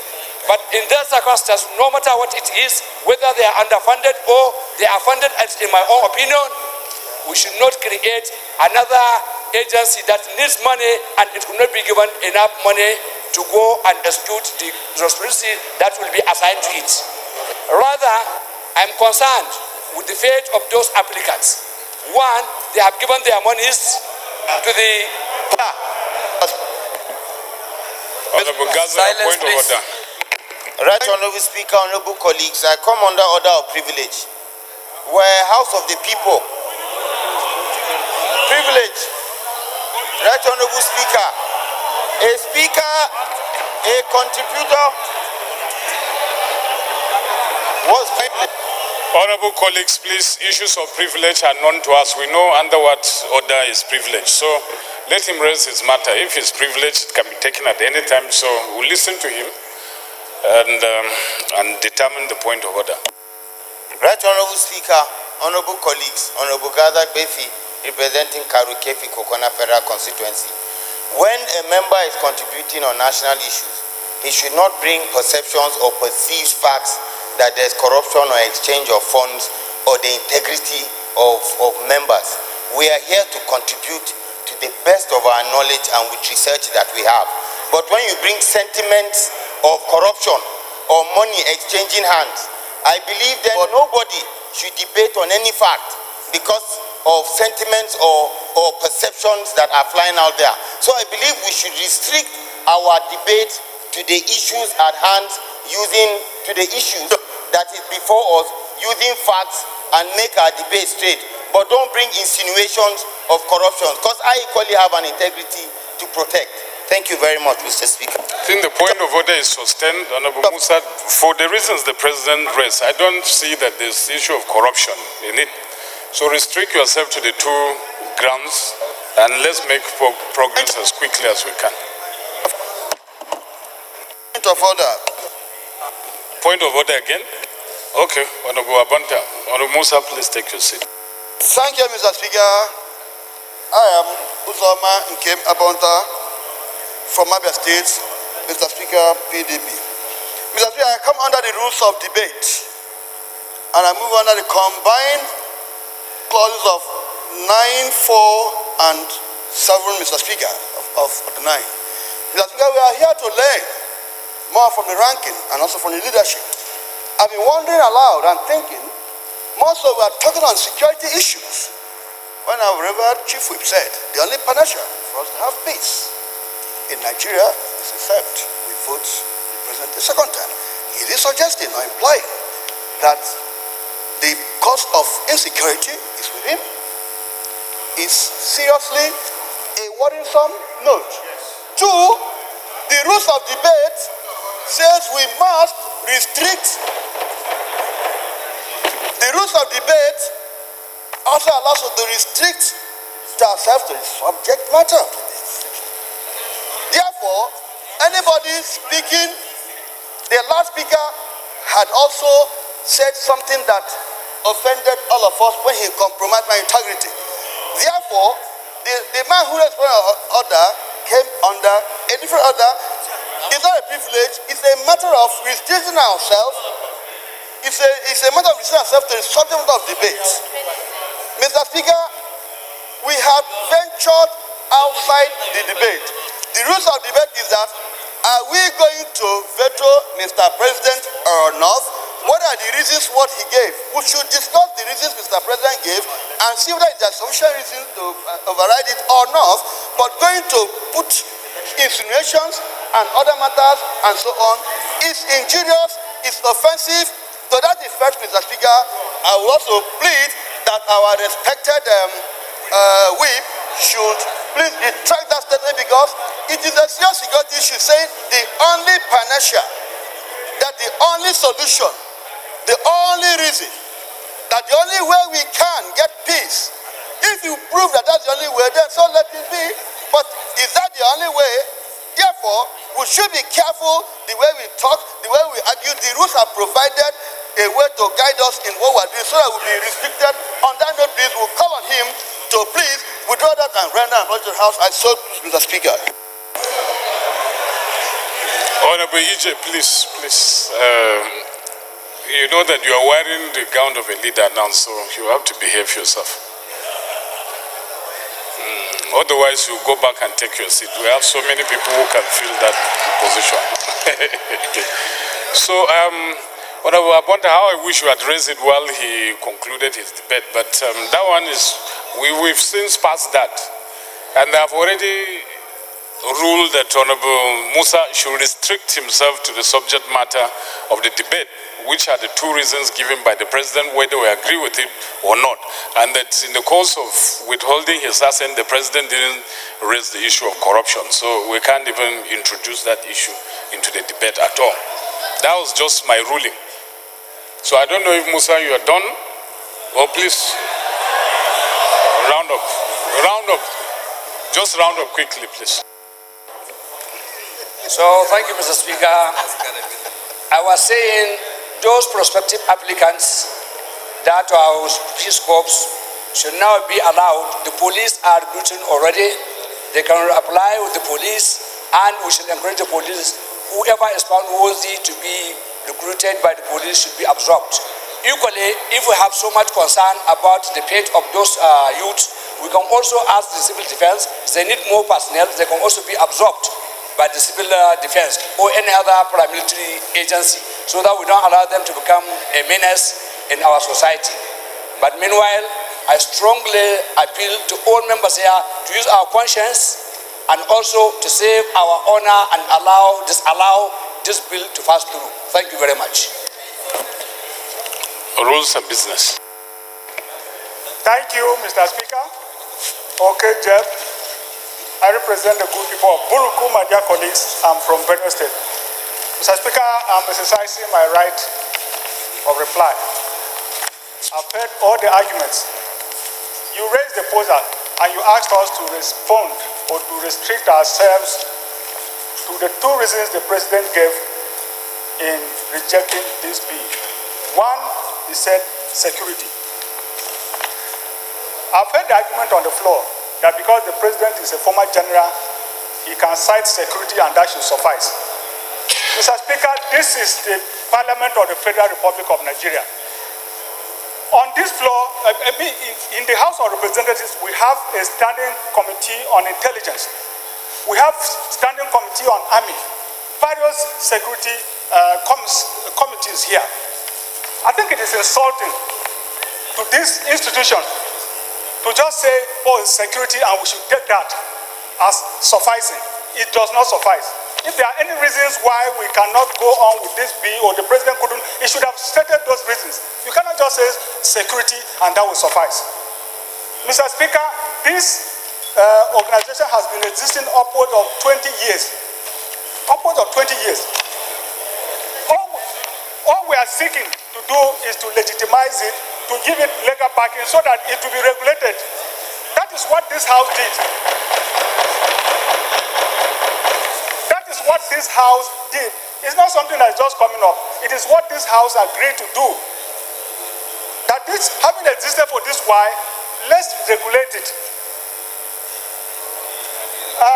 Honorable Remande Shawulu brilliantly, in my opinion, brilliantly showed us that arming the army more, arming the other security more does not mean we cannot have this security, outfit coming up.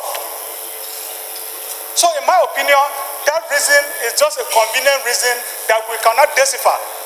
If you ask me or any of us here, what the President means by security reasons, we can only speculate. And we shouldn't be speculating, for God's sake, because we are the Parliament of the Federal Republic of Nigeria. The second reason is funding.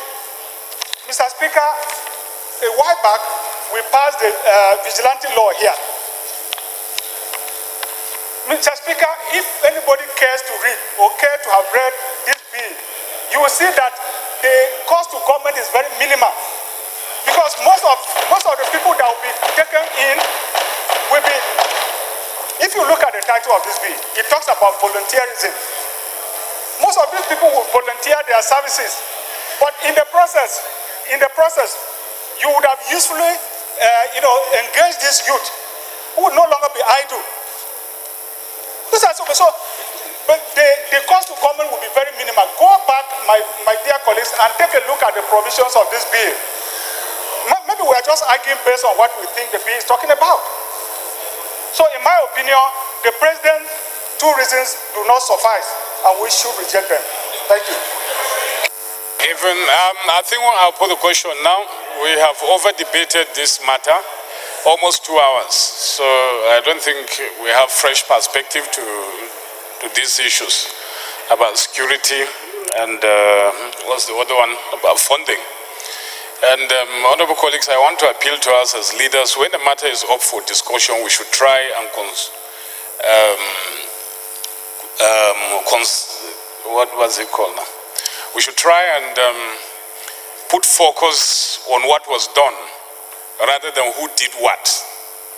Because when you start looking at who did what, then you're verging on the edges of psychophancy. Look at the issues that were done. That is what we should be doing as leaders of the House. And know who did what. That is just my appeal.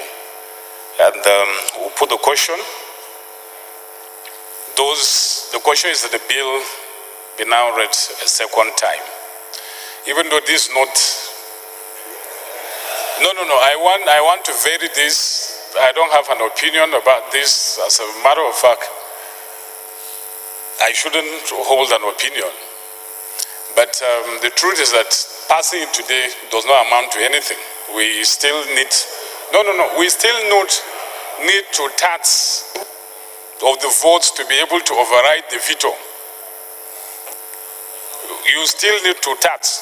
So it's better that I say this so that even if it goes, nobody should go under the mistaken belief that we have overwritten any veto.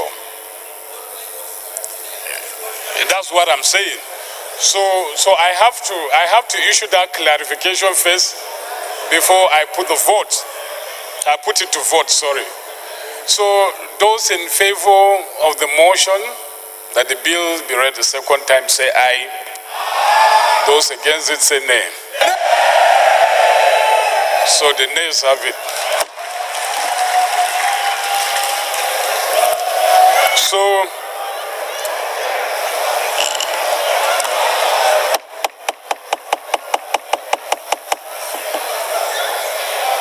So honorable colleagues, this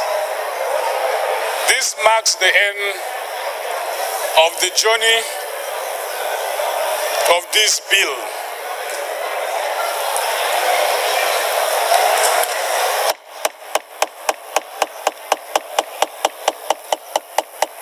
Bayan Zubafa.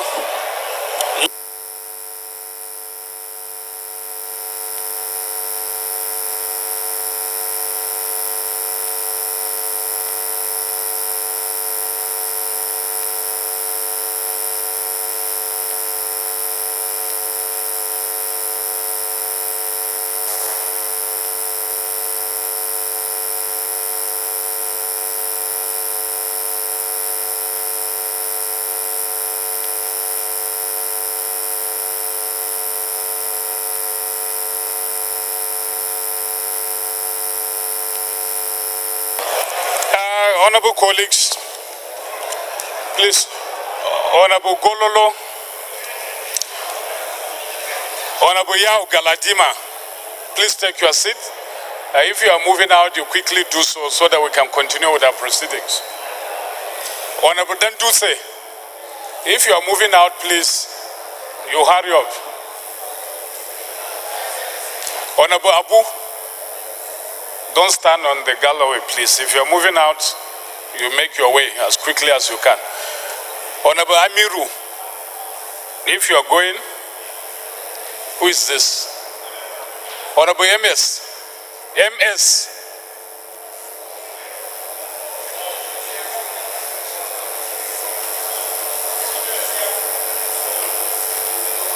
Honorable Nuruddin Olaiton.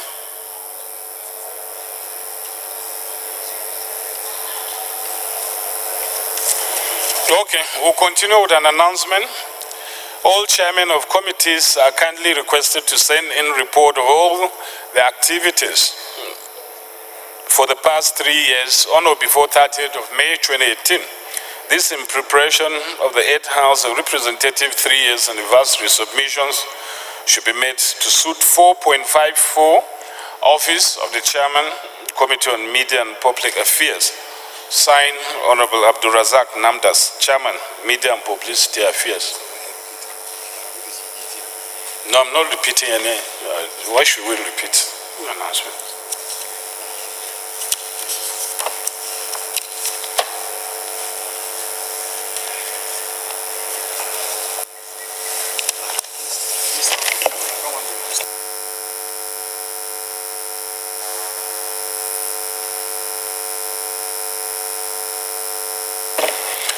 The second order of the day is commencement of debate on general principle of bill for an act to amend the Public Accounts Implementation Tribunal Act, Chapter P36, Laws of the Federation of Nigeria, 2004, to enhance the penalty provisions and restrict the indemnity of members to acts done in good faith and for related matters, standing in the name of Honorable Ahmed Idris. Honorable members will recall that the bill was read the first time on Thursday, 10th December 2015. I now invite Honorable Idris to move that the bill be now read second time.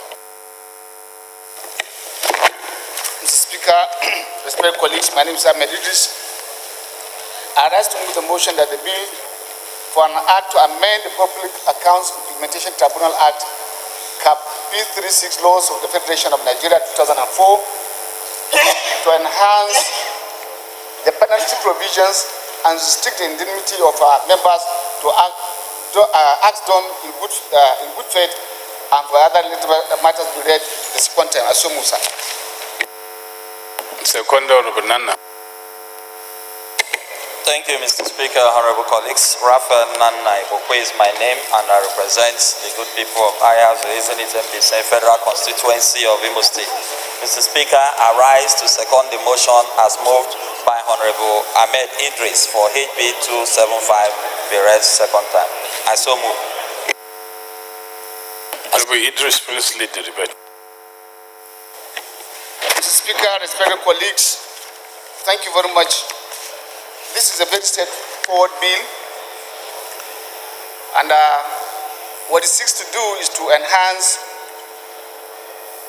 the implementation, to empower the implementation tribunal more in terms of exposing them to doing the correcting, and also to increase the penalty rates there, sir. And in that particular provision, whoever is appearing before the tribunal is expected to supply them with information that are very valid and necessary for them to carry out their work. And that failure to supply the information in terms of records or to come as a witness, production of books of accounts, and the rest, has a provision for punishment. This particular provision will increase our accounting procedure in terms of accountability of public officers. In the original bill, what is provided for in the attempt to refuse to supply the information, the tribunal could find you guilty and then award possibly cost of not more than 500 naira or 2 months in imprisonment. This is very mild. It will not help us. It will not increase the value of accountability. It is in this regard, Mr. Speaker, that I'm seeking the leave of the House to adjust the penalty provision there to increase it to 200,000 naira and an imprisonment of 2 years. 1 year, sorry. This would certainly help, and if the penalty provided are very small, it will cause or make those who may try to abuse the provision flagrantly behave in a manner that it will not help the system. I want to believe this is a very important organ, if at all is implemented, that will help us enhance our accountability. Two, Mr. Speaker, the other provision is just one word that is added.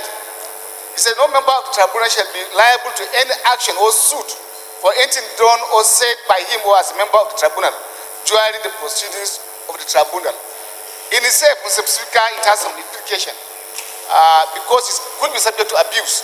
That is why the word in good faith is added.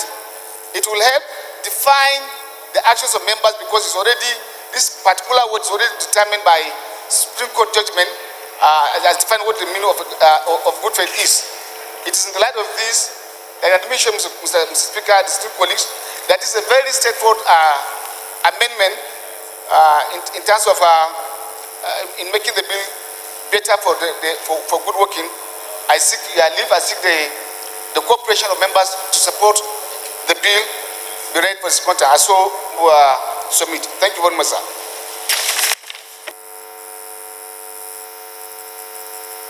Honorable Nana. Thank you, Mr. Speaker, honorable colleagues. My name still remains Raphael Nane Bokwe, and I represent the good people of I House in it MBC Federal Constituency. Mr. Speaker, I rise to support this bill. One, like the presenter has said, the amendment is aimed at bringing the act in line with current realities in terms of the penalty that is put in place for anybody who fails to attend as a witness or produce any document or fails or neglects to answer to any question put by the tribunal. Mr. Speaker, my support is coming on the grounds that this is also one of the effort of Parliament to support the government position on enhancing accountability and transparency in the conduct of public business.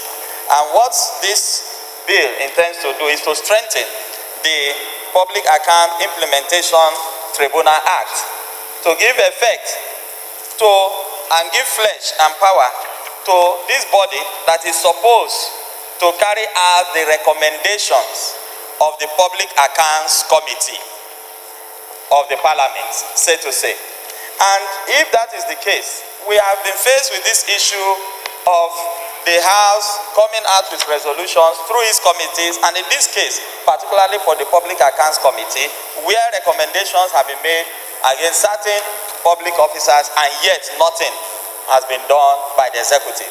But the mere act we are doing now of amending this, we are also playing to the fore and drawing the attention of the executive that there is already an existing law which behoves them to set up a tribunal, particularly to handle issues, queries, findings raised by the Public Accounts Committee.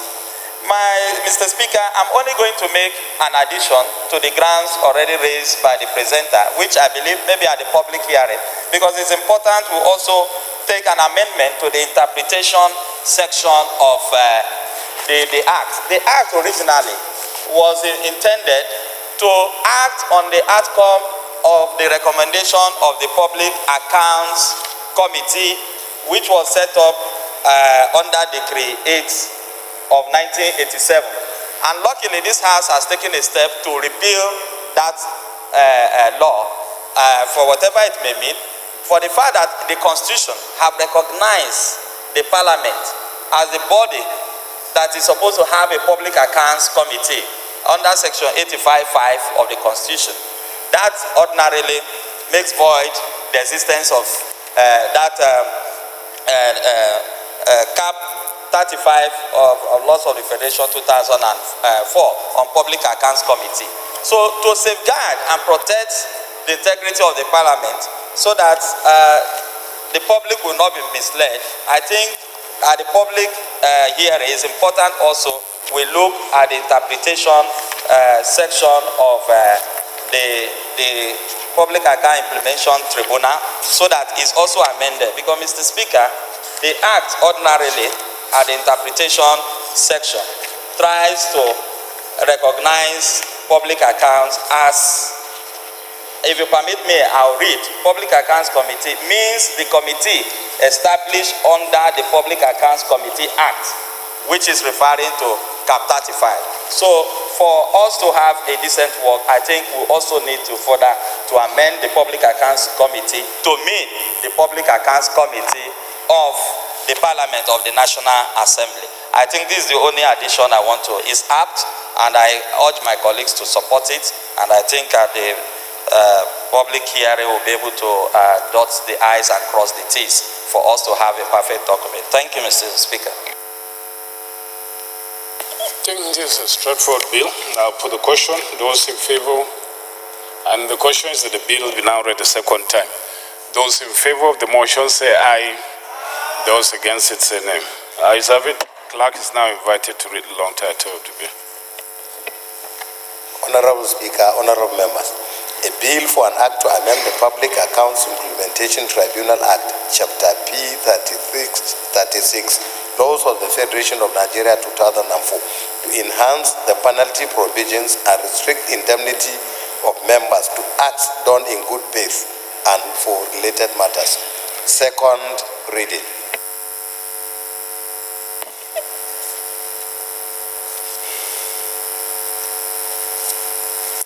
The bill is referred to Committee of the Whole. Third order of the day is a motion calling for the provision of seafaring vessels, ocean liners, for training of cadets in Maritime Academy, Oron, Akwa Ibom State, standing in the name of Honorable Nse Basi Epeyon. Honorable Epeyon is now invited to move the motion. Thank you, Mr. Speaker, my honorable colleagues. My name remains Right Honorable Elder Nse Basi Epeyon, representing the good people of Fada Urunko Mbu, Okoba and Refa Uruko Federal Constituency in Akwa Ibom State. Mr. Speaker, I rise to move a motion on an urgent call for provision of a seafaring vessels to ocean liner for training of cadets in Maritime Academy. The House notes with concern the lack of seafaring vessels to ocean liners for effective training of cadets in the Maritime Academy, which is the pioneer maritime institution in Nigeria.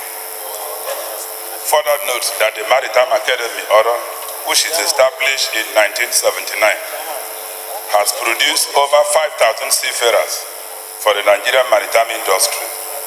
He is still finding it difficult to effectively equip the shipboard officers and rating with mandatory advanced certification needed in offshore global maritime operation and management due to non-access to ocean-going vessels, despite its waterfront being close to the Atlantic Ocean.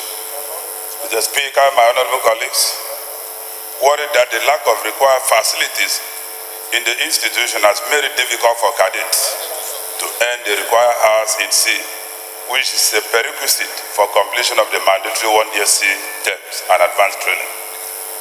Mr. Speaker, my honorable colleagues, the House is also worried that students seeking training would have to attend the Regional Maritime University, Accra in Ghana, or Arab Academy for Science and Technology and Maritime Transport in Alexandria, Egypt, to enable them obtain the required certificate of competence 1, 2, and 3 as standard in the global maritime industry for seafarers. Concerned that the situation has resulted in a brain drain and capital flight, thus negating the needed development in the Nigerian maritime sector, the House resolved to mandate the Committee on Port, Harbors and Waterways, Maritime Safety, Education and Administration to alliance with the Federal Ministry of Transport to ensure that the provision of the training to ocean-going vessels that will help improve the competence Honorable member in red cap, can you resume your seat, please? Are put in place. Resume your seat, honorable member. In compliance with the International Maritime Organization standard. I so move, Mr. Speaker.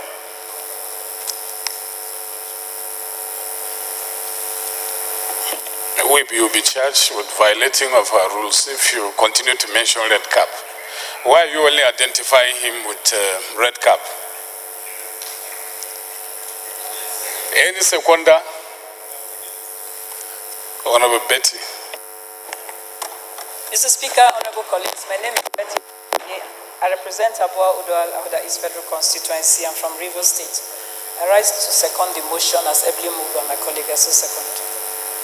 It's a motion verging on provision of infrastructure and in line with the provisions of our rules. I'll put the question. Those in favor of the motion say aye.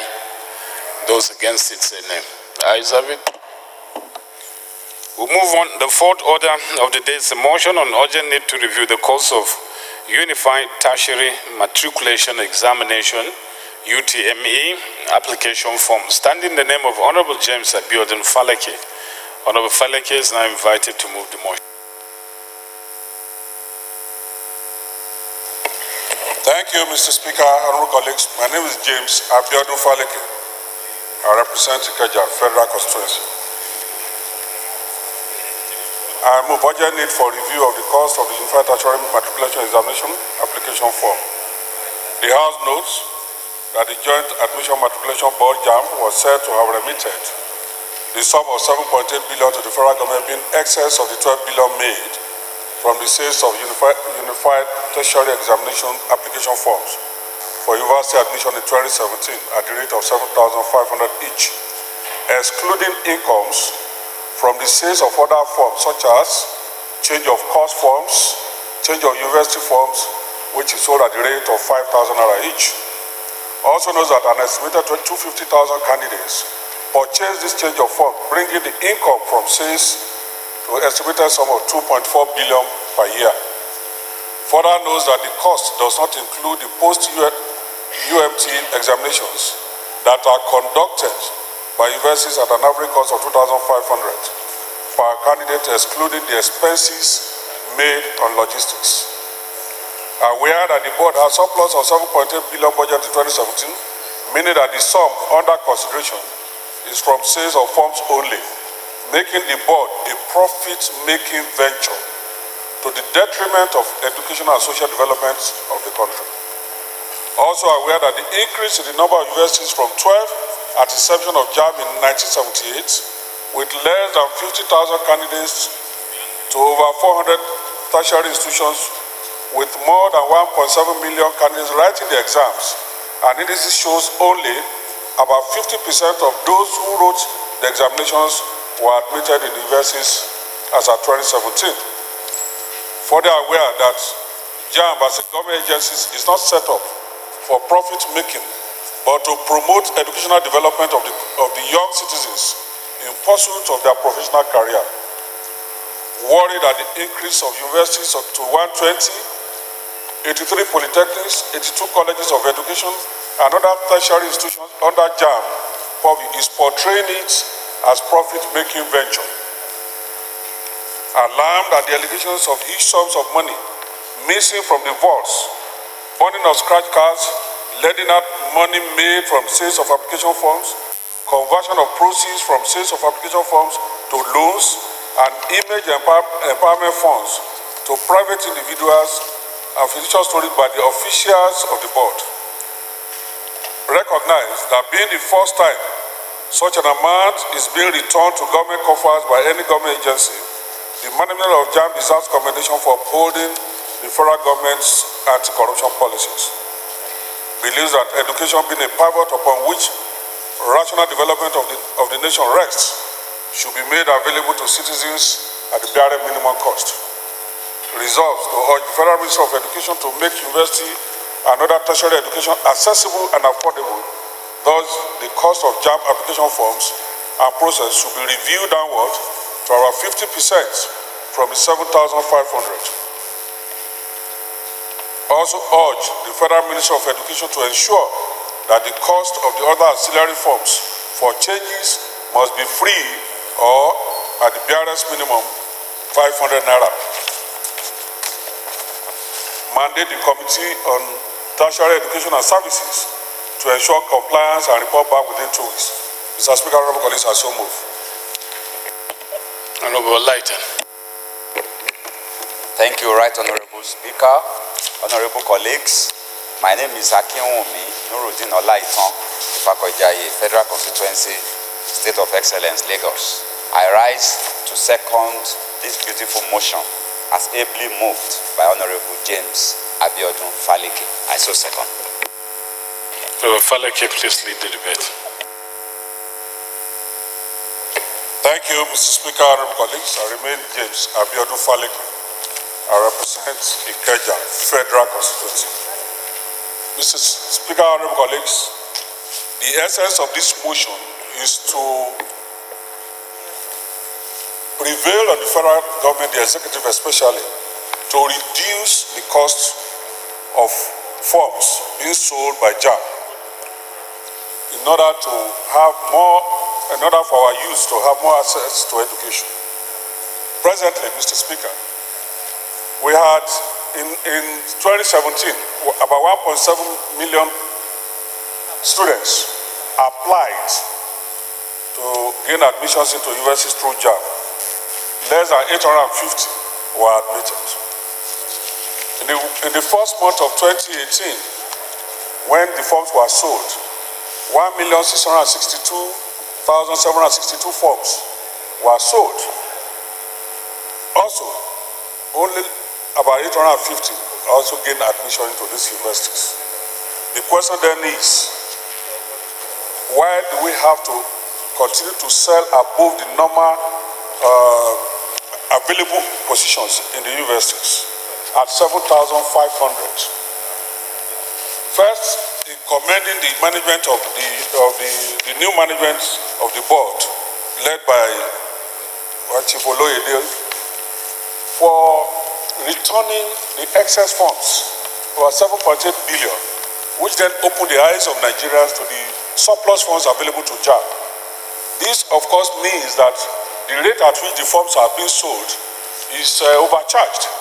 If they can return 7.8 billion, it means that the price of the forms will come down, and more students, more people, indigenous pupils will have access to be able to buy. Members, honorable colleagues here, I'm sure in our various constituencies will contribute immensely to buying forms, to pay JAMB forms for students. But at the end of the day, to turn JAMB forms into profit-making venture, I think is against the development, is against the standards for which JAMB was established. Before JAMB was established, universities were, of course, organizing exams individually. But when JAMB came up in 1978, it was idea to concentrate the essence of all these universities doing individual exams to one body. And by so doing, we expected standards to be set, not for profit-making ventures. So if you are selling forms at 7,500, and you want to also, if the student wants to change form, he wants to change school, you also pay 5,000 naira. To my mind, it is excessive, and that the essence of this motion is for us to prevail on the executive to reduce this cost, so that more indigenous students will have access to education. Thanks, my honorable colleagues. Honorable Asa. Thank you, Mr. Speaker, honorable colleagues. Hassan Saleh.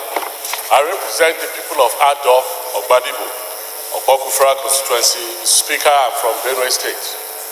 Mr. Speaker, rise to support this motion because the motion is very, very clear. Mr. Speaker, we are all aware that this country, people are poor. Like Honorable Falaki just said, there is no year that we as members don't contribute to the purchase of JAMB forms for our constituents. What that tells us is that people cannot afford this form. Talk less of school fees. The JAMB as an agency has done well. At least they've shown some level of discipline by remitting excess funds to the federal government. That is okay. There's nothing wrong with being efficient, and there's nothing wrong with being fair. But having said that, Mr. Speaker, JAMB is not a government, it's not a profit-making organization. JAMB is not where they will now begin to sell funds for the purpose of generating money for federal government. There are institutions in this country that their sole aim is to generate money for into government coffers so that our country can be better for us in terms of development. It's not JAMB. So I support this motion because it is very important. We have indigent students all over the place. People cannot even afford 1 naira, 1,000 naira to pay school fees, talk less of 7,500 for JAMB. And it's becoming a practice in this country that all government agencies, oh, they're advertising for job. You ask people to go and apply online, pay 2,000, pay 5,000, pay 3,000. It is not in their whatever to begin to generate money from Nigerians that can't even afford it. So it is important that this motion be supported.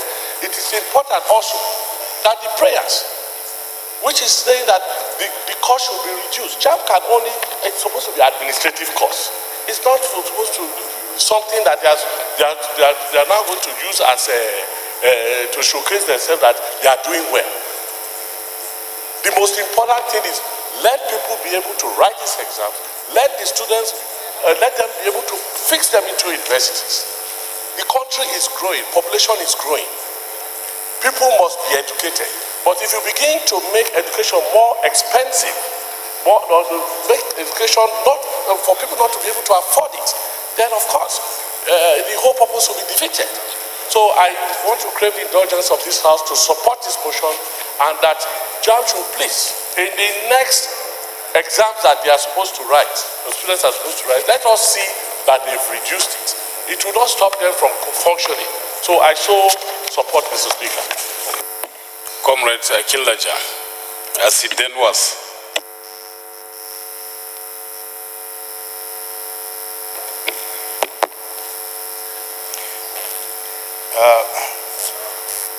Thank you, my Speaker. My name, Honorable Comrade Akinlaja Joseph. I represent Ondo East, Ondo West Federal Constituency. I rise to support this motion and thank the mover of the motion, because this motion goes to the basis of our representation in this hallowed chamber. We represent the people, and we know where the shoe pinches. Ordinarily, even functions that are not connected with legislation, our constituents don't bother about the legislation itself, but they come to us for everything that affects their social life. This basic one, education. Education makes people easy to govern, but difficult to enslave. Therefore, they pay premium to education. And the rich one, the upper class, the middle class, can afford to pay whatever amount of money for education. But then, if that happens, if that is allowed to happen as a matter of government policy, then we'll be breeding a lot of illiterates in the country that will be difficult to control and easy to manipulate.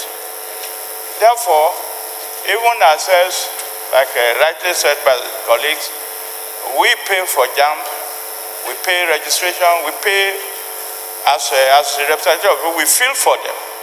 Therefore, if the JAMB management are so efficient, and I commend them for that, to be able to refund this money to government, it shows that we could operate this institution, this agency, with less amount of money, and I support that at least half of it should be charged in this next one, and also urge the government to implement this resolution of the House. That is my contribution, Honorable Speaker, honorable colleagues. We should support this motion because it's a motion for the people. Thank you. Gimbian Duku. Thank you very much, Right Honorable Speaker, my highly respected colleagues. Let me say that I am also the Jakadiyar Dastafarko, Honorable Aisha Jibril Duku, Gimbiar Duku, member representing Dukuna for the Federal Constituency. I come from Gombe State. Mr. Speaker, let me start by thanking Honorable Faleke for his thoughtfulness on this motion. I also want to commend Professor Ishaq Oloyede for being the first person to tell us that this huge amount of money is what parents contribute, tremendously in JAMB, and yet suffer not getting their children into the university system. Mr. Speaker, if we can reduce the cost, I think it will bring in access more to our students, and that is what they need. Even now, the students are saying it is not just to give them the access to the university education. They also want us to ensure that they remain in the institutions, they complete, and then they find very good jobs or very good start to produce something to keep themselves going. So, Mr. Speaker, it will reduce a lot of stress on us. Just yesterday we were discussing with Dr. John Day that the scholarship we give of 10,000 naira is not doing anything to these students that are in the university because the cost of living is so high. And so by reducing this amount, I think it will go a long way in reducing the stress on the students and on the parents. When this is brought to our committee, the Tertiary Education Committee, I pray perhaps, Mr. Speaker, when you rule, we will look at it diligently and we will come forth with the right solutions with immediate effect so that before the next term, we will come up with solutions that will be better for the students, for the parents, and for us that are very, very keen on education. Thank you very much. Last from this one, Baba Jimmy. Thank you very much, Mr. Speaker. Honorable colleagues, my name is Baba Jimmy Benson. I represent the very good people of Ikorodu Federal Constituency, Lagos. Mr. Speaker, let me also commend the mover of this motion. It's a motion of the people. Mr. Speaker, the Sustainable Development Goals talks about inclusiveness and that no one should be held behind. No child should be left behind. This is what this motion tends to speak to. It speaks to having our children to be able to go to university and sit for the appropriate exams. Mr. Speaker, if this sum is reduced from 7,000 to say 3,500, say, it also means that that same amount that has been generated will still be generated, or maybe more people will buy the forms and even exceed this sum because they say less is more.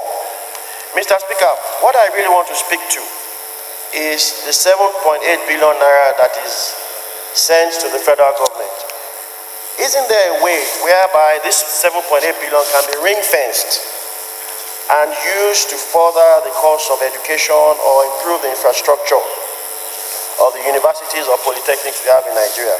I think we should go further and look at how we can ring-fence this money and make it work for our educational system. I urge this House to please sit down and let's look at this together and find a proper resolution that will speak to this. I so speak, sir. Thank you. Honorable Rotimi Oguse. Thank you, Mr. Speaker and dear colleagues. My name is Prince Rotimi Agunsoye, representing Koshofe Federal Constituency of Lagos. I rise to support this motion.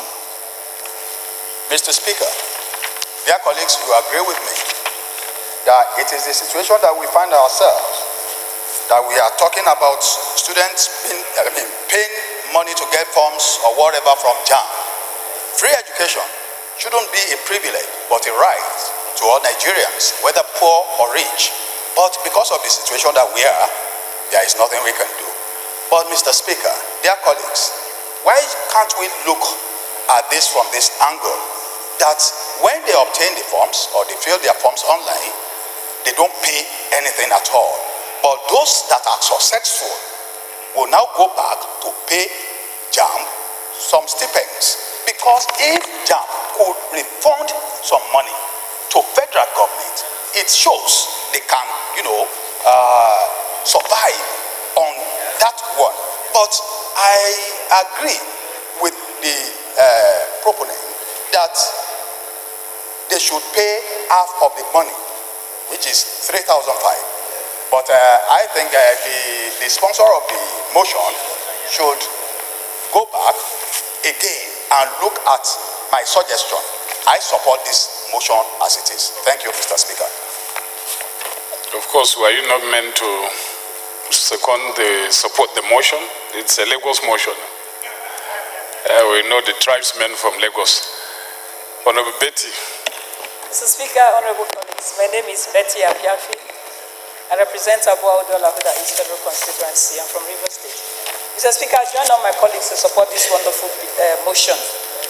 And to say that, yes, apart from the 7,500 that is paid by students to write the joint admission amount. Honorable Zakari Galadima, please resume your seat. There's also a the House is still in session. There's also a 5,000 naira that students are expected to pay when they want to change university. So actually, in essence, they are paying much more than almost up to 12,500 naira per student when they want to write JAM. And like my colleagues have said, I'd like to commend the registrar of JAM for his ability to be able to raise the bars in that examination. Not only has he been able to be prudent in revenue collection and expenditure, he has also put in some innovations. You're having UTME centers where JAM is written through computerized processes. And that is really commendable. The exam is becoming more transparent and more acceptable by all. So I'd like to say that, I mean, for a country where we have free education at the tertiary level, it's a bit contradictory that students have to pay as much as 7,000 or 12,500 if they want to write an exam. And I must commend my colleague who has moved this motion, because it's something we really need to do for the masses. And like some other colleagues have said, most times we have to buy JAM forms for our constituents to go to school. This will mean that if JAM is actually more prudent, I mean, in spite of everything we've heard about the snake swallowing money in some places and all of that, so which means that if processes are put in place, JAM is even going to recover or be more prudent with the finances they collect from students. I'd like to commend my colleagues, and I'd like to say it is important that we encourage the registrar of JAM to put processes in place to ensure that the monies that are collected from students are prudently utilized. Thank you, Mr. Speaker. Honorable Nasir Ali. Thank you very much, Mr. Speaker. My name is Nasir Ali Ahmed. I represent Nasara Federal Constituency, and I'm from Kano State, Mr. Speaker. Mr. Speaker, while we commend the registrar of JAM for remitting the sum of 7.8 billion to the coffers of the federal government, we should also not forget, Mr. Speaker, that education is a public service, and it has a key role in creating an exclusive society. Mr. Speaker, education is an important and a powerful tool for national progress and development for any country. I believe quality, not quantity, should be our watchword. We should not put profits before quality education. Mr. Speaker, 12,500 naira, if you put the cost of JAM form and the cost of change of course or change of university, gives you about 12,500 naira. The minimum wage today is 18,000 naira, Mr. Speaker. If you add this, if you put this amount, then over 2/3 of the salary of a person goes to paying for JAM. I believe it is too high. Mr. Speaker, I know how much I pay every year when it comes to JAM when I go back to my constituency. And I know a lot of people cannot afford it. It is just too high. If we look at the problems that we have today, especially insecurity in this country, Mr. Speaker, which I believe you are a major champion in the Northeast, and not only in the Northeast, in Nigeria as a whole, for defeating insecurity.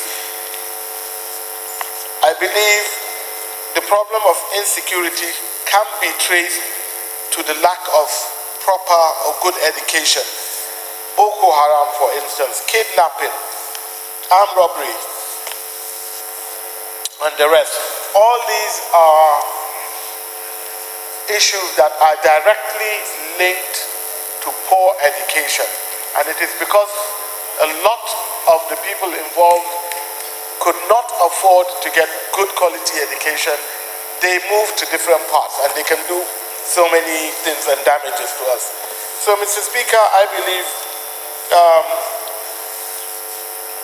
if we continue to put profits before quality education, then we are headed for a journey of self-destruction. And the repercussions are very, very deadly.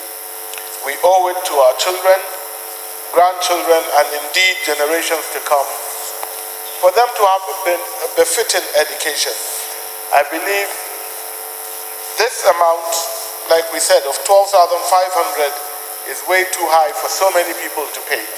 And I want to use this medium to commend the mover of this motion, Mr. Speaker. We should all rise up and support this motion, Mr. Speaker. I thank you very much for giving me the opportunity to talk, Mr. Speaker. This roll start with Prince Mike. Honorable. Thank you, Mr. Speaker. My name is Prince Mike Omogbe. I represent the people of Okipupa, the Federal Constituency. I'm from Ondo State. Mr. Speaker, thank you for yielding the floor to me to join my voice with my colleagues who have spoken in support of this motion. My contribution will be very straightforward. May I state, Mr. Speaker, that if the achievement of JAM so far is as a result of these excruciating pains on the necks of the electorate of our people, then I beg to differ and to deny them any commendation, Mr. Speaker. I am from a state where the only industry beside cocoa is education. I am also from a country, Mr. Speaker, Nigeria, where the minimum income as of today is 18,000 naira. We are aware that this 18,000 naira cannot even take the receiver home. What we expect from children of this type of family where 18,000 naira is what they have. Mr. Speaker, we are also aware that as of today, the cost of education in Nigeria is escalating, it's being increased every day. Our universities, both federal and state universities, are increasing school fees. Parents cannot afford it. A lot of these pressures is being borne by we, the representatives of the people. JAM adding this to the pains of our people. Now, outside these 7,500 naira, the parents are also made to pay for scratch cards, Mr. Speaker. Scratch cards, that also is amounting to a lot of money. In many senatorial districts, mine inclusive, JAM does not have a registration center, which simply means the cost of registration, of transportation of these students from their location to wherever they are going to register is also part of it. It's in the light of the above, Mr. Speaker, that I rise to not just support the mover of this motion, but to also ask that JAM should be made to charge only administrative fees of within 1,500 naira or 2,000 naira. Thank you, Mr. Speaker. Honorable Namdas. Honorable Speaker, honorable colleagues, I am Abdurazak Namdas. I represent Ganye Jaja Tongo Mayo Belwa. I am from Adamawa State. Mr. Speaker, let me start by commending the mover of this motion. Just like my colleague said, in a country where we have 18,000 as minimum wage, now you have parents who have not just one child, but 2 to 3 children at a time, who are supposed to buy JAM forms, and some, in addition to this, Mr. Speaker, some have children that have to pay for NECO and WAEC all put together. Now, if you look at all this put together, sometimes our parents in our constituencies cannot be able to afford to pay for these forms. And I think the suggestion of the mover of the motion that this thing should be brought down is very, very, very well commended. I think JAM should look at it. But we all have to, as a member of Basic Education Committee, I think we also have to commend the management of JAM, because if for their transparency, why not? Because we have a very good leader, probably we wouldn't have known that 12 billion will be remitted back to JAM. Mr. Speaker, you're already aware that presently they have established 12 new universities. And these 12 universities will also be taking admission. So the number of admission will increase. And that means that students will be jostling. Out of 1.7 million candidates jostling for admission, only half, according to this report, that is able to get admission. And so, since they are not a profit-making organization, I want to join my colleagues to say that it should be reduced to 3,000 as suggested. I so support, Mr. Speaker. Honorable Israel. Thank you, Mr. Speaker. My name is Israel Ajibola Famrewa, member representing Atakumosa East and West, Elisha East and West. Mr. Speaker, I want to commend the mover of this motion for a job well done. At the same time, I want to commend the registrar of the JAM for his transparency and honesty. In the past, we know what happens in that organization. But for that organization to return about 7 billion naira to the federal government boss, I think we need to commend them. But having said that, Mr. Speaker, honorable colleagues, I don't think JAM are in position, they are not a business venture that will be generating funds from common people, Nigerians, to the boss of federal government. With that, I have issues with the proposal on this motion that the cost should be brought down to 50%. Mr. Speaker, I want to advise that the Committee of Basic Education should interface with JAM to know the actual cost, because we can't really determine. I support the proposal that the cost should be reduced, but not to 50%. Don't let us decide for them. Let them sit down and look at their cost, and they now come up with a proposal of which percentage they will bring the cost down, because bringing it down will enable more students to have the opportunity of sitting down for that examination, and it will be in the interest of Nigeria. That's my submission, Mr. Speaker. Thank you. Thank you, Mr. Speaker. My name is Zachary Mohammed. I represent Paroteka, my federal constituency, Mr. Speaker. I'm from Kwara State. Mr. Speaker, I commend the mover of this motion and of course the sentiments expressed by colleagues on the downward review of the cost. But I need to bring certain things to the notice of our colleagues. If you remember, before now, JAM writes paper and pencil. They use paper and pencil for writing. As at the time they were using paper and pencil, it was very easy for you to determine cost.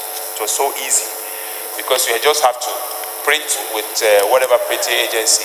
But as it is, they use CBTs, and CBT uses internet. And in our interface with one of the times, when we asked about this particular question, the answers they gave us were that they use service providers, part of the national carriers, that are MTN, and of course, Etisalat and their likes. They use them, and that it is at a particular cost.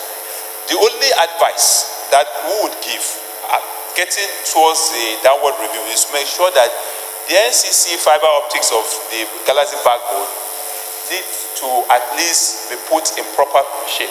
That way, rather than go and patronize these national carriers, they will go there, which is a government-to-government agency. The cost can be determined so easily. But as they exist today, it might be difficult without jumping gun. They could come down, but I'm sure that we'll get optimal results if we are getting the services coming in from a government agency like the Galaxy.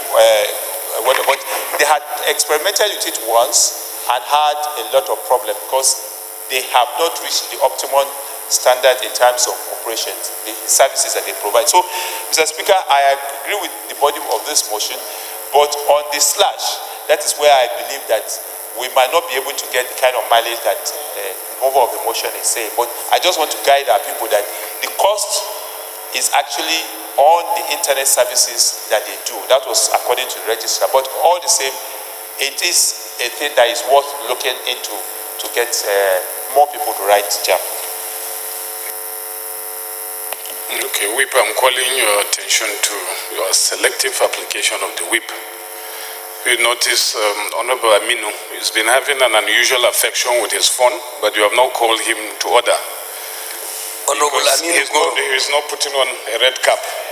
Aminu Goro, you are hereby called to order will summarize for us by an executive observation of the Speaker of the House of Representatives. And you must sit down properly. You are not seated properly. Please. keep down your phones and sit down appropriately and look at the chair straight.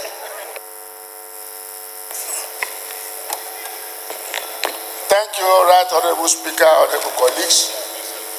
Albert Abiodun Adeogun is my name, representing Ife Central, East, South and North of Ife Federal Constituency. Mr. Speaker, I'm from the source, Osun State. Let me also thank the mover of this motion. And I want to say that I appreciate the view that the cost of jam fund should be reviewed downward. I am also worried that the issue of 50%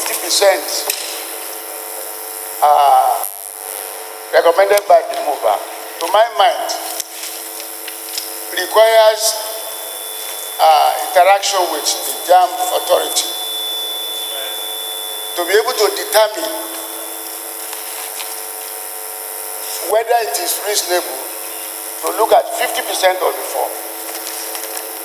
Because as we speak today, the components of the form goes beyond just form. I'm aware that JAM form is accompanied with this that contains question and answers and syllabus.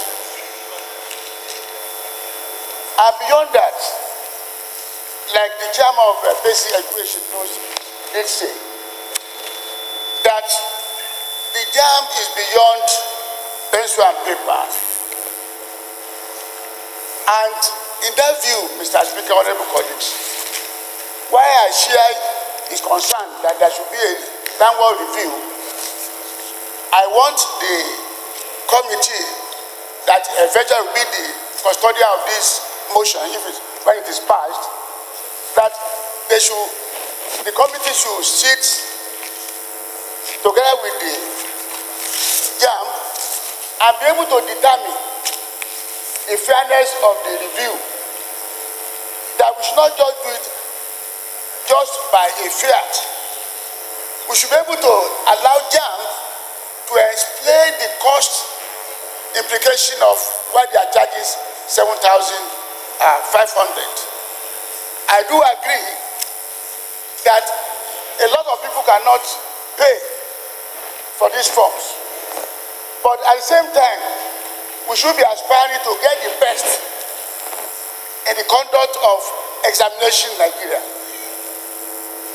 And that is why I want to suggest, Mr. Speaker, honorable colleagues, that while we support this motion, that the Committee on Basic Education must be conscious of the fact that reducing this cost of form is not to reduce the content that is accompanied with JAM form, or reducing the effectiveness of whatever the JAM is produced as we speak, so that the students continue to move forward.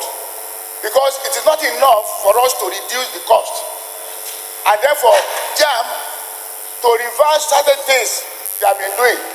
They must be able to maintain the quality of what they are doing today vis-a-vis the cost, the reduction and stage. So, honorable colleagues, I also want to urge my colleagues to support this motion, that when it gets to the committee, they'll be able to do the needful. Thank you, Mr. Speaker, for this opportunity. So, this motion has been exhaustively debated. I'll put the question. Those in... Okay, Honorable Israel has an amendment. Sorry. Move your amendment, please.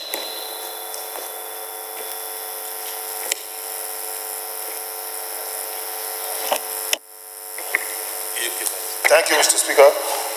My amendment really does, prayer 3, to read, mandates the Committee on Basic Education and Services to ensure compliance and report back within 2 weeks. I so move, Mr. Speaker.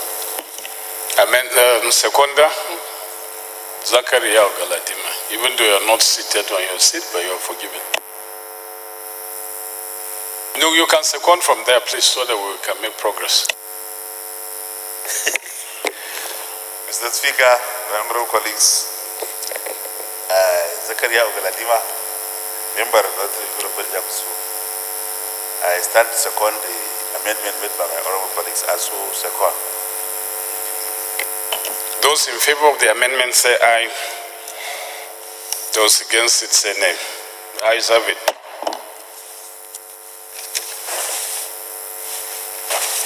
Those in favor of the motion as amended say aye. Those against it say nay. The ayes have it.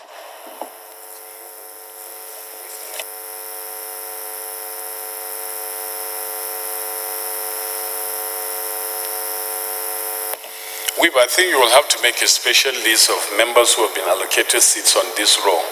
Yes. For one of better use, I want to call them trons, but you know I can't use that term. So maybe I'll call them. Don't call are them they absentees? Don't call them. Don't call them. I've noticed that always you hardly find members seated on this row, so we need to know who are there, please. Sir, don't call them any name yet. Because I remember these are people who voted for you on that day. Are you sure? You can't be too sure because I'm not sure you know them. I'm not too sure you know.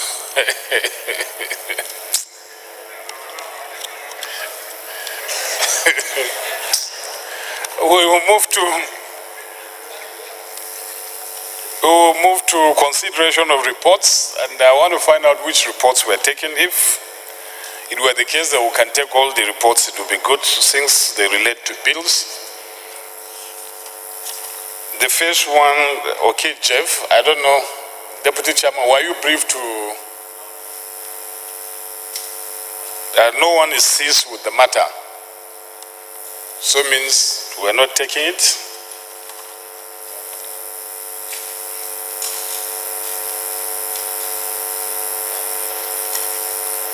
Institute of Personnel Management of Nigeria. No one is seized with the matter that can present the synopsis on this. None. Second one was an Income Wages Commission by Magbila.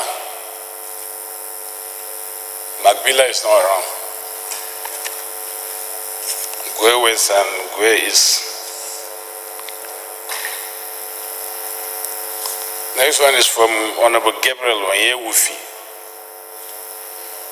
Gabriel Onyewufi is not here. No one is seized of the matter. The only other one is, Honorable Toby Okechiku. He's here, so that might be the only one we will take. The last one is Honorable Ahmed Baba Kaita. Baba Kaita is not around. Anyone detailed to take that on his behalf? None.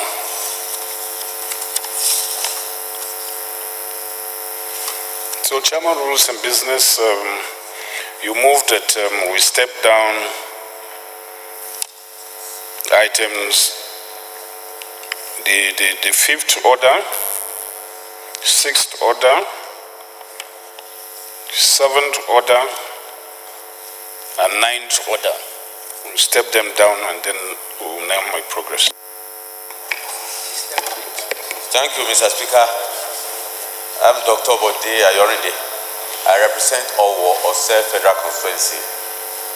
I rise to move that report number 5, 6, 7, and 9 be stepped down as the sponsors are not in the House. Thank you, Mr. Speaker. I so move.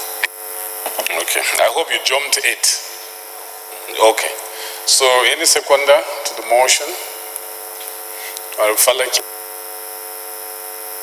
Thank you, Mr. Speaker. My name is James Abiodun Faleke. I rise to second the motion as simply moved by the acting Chairman of Rules of Business. Those in favor of the motion say aye. Those against it say nay. Ayes have it. Rules and Business, you move that we suspend the rules so that we can consider the only remaining item on the order paper. Thank you, Mr. Speaker. I'm Dr. Bode Ayorinde, I represent Owo Ose Federal Constituency.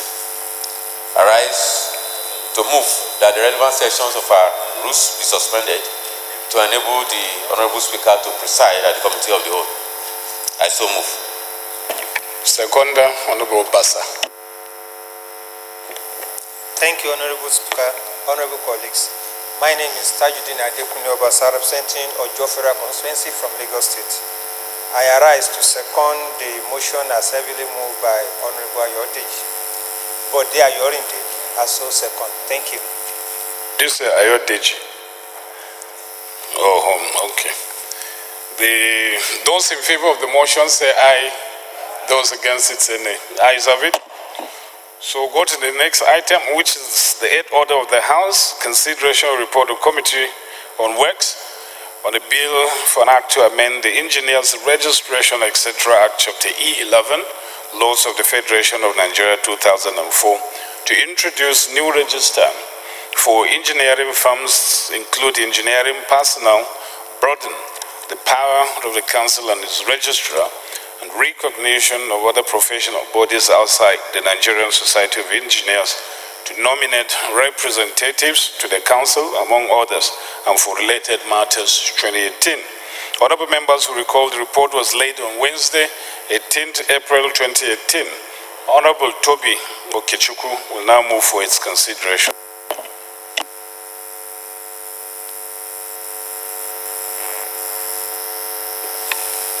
Thank you, Mr. Speaker, honorable colleagues. My name is Toby Okechukwu. I represent an area of Oji River Federal Constituency from Enugu State. Mr. Speaker, honorable colleagues, I do move that the House do consider the report of the Committee on Works on a bill for an act to amend the Engineers Registration Act, Cap E11, Laws of the Federation of Nigeria 2004, to introduce new register for engineering firms, including engineering personnel, broaden the power of the Council and its registrar, and the recognition of other professional bodies outside the Nigerian Society of Engineers to nominate representatives to the Council, among others, and for other related matters, and approve the recommendations therein. I so move. Seconder, Honorable Israel. Thank you, Mr. Speaker. My name is Israel Ajibola Famrewa, member representing Atakumosa East and West, Elisha East and West. Mr. Speaker, honorable colleagues, I'm from State of Osun.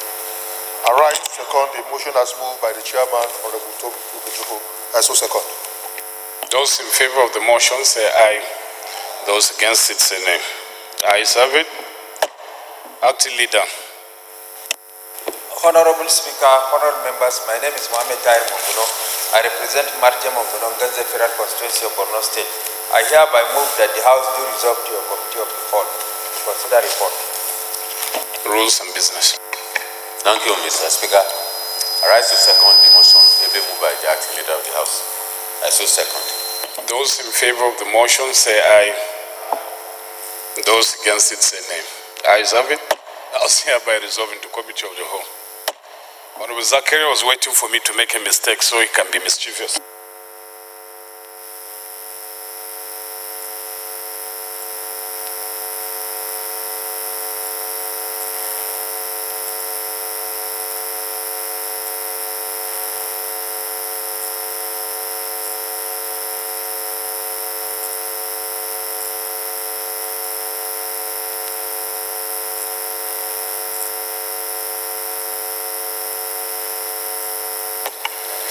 This is an amendment bill. It has 19 clauses, and I will invite Honorable Toby Okechukwu, Chairman of the committee, to give us a synopsis of the bill, and we wish to be as brief as possible.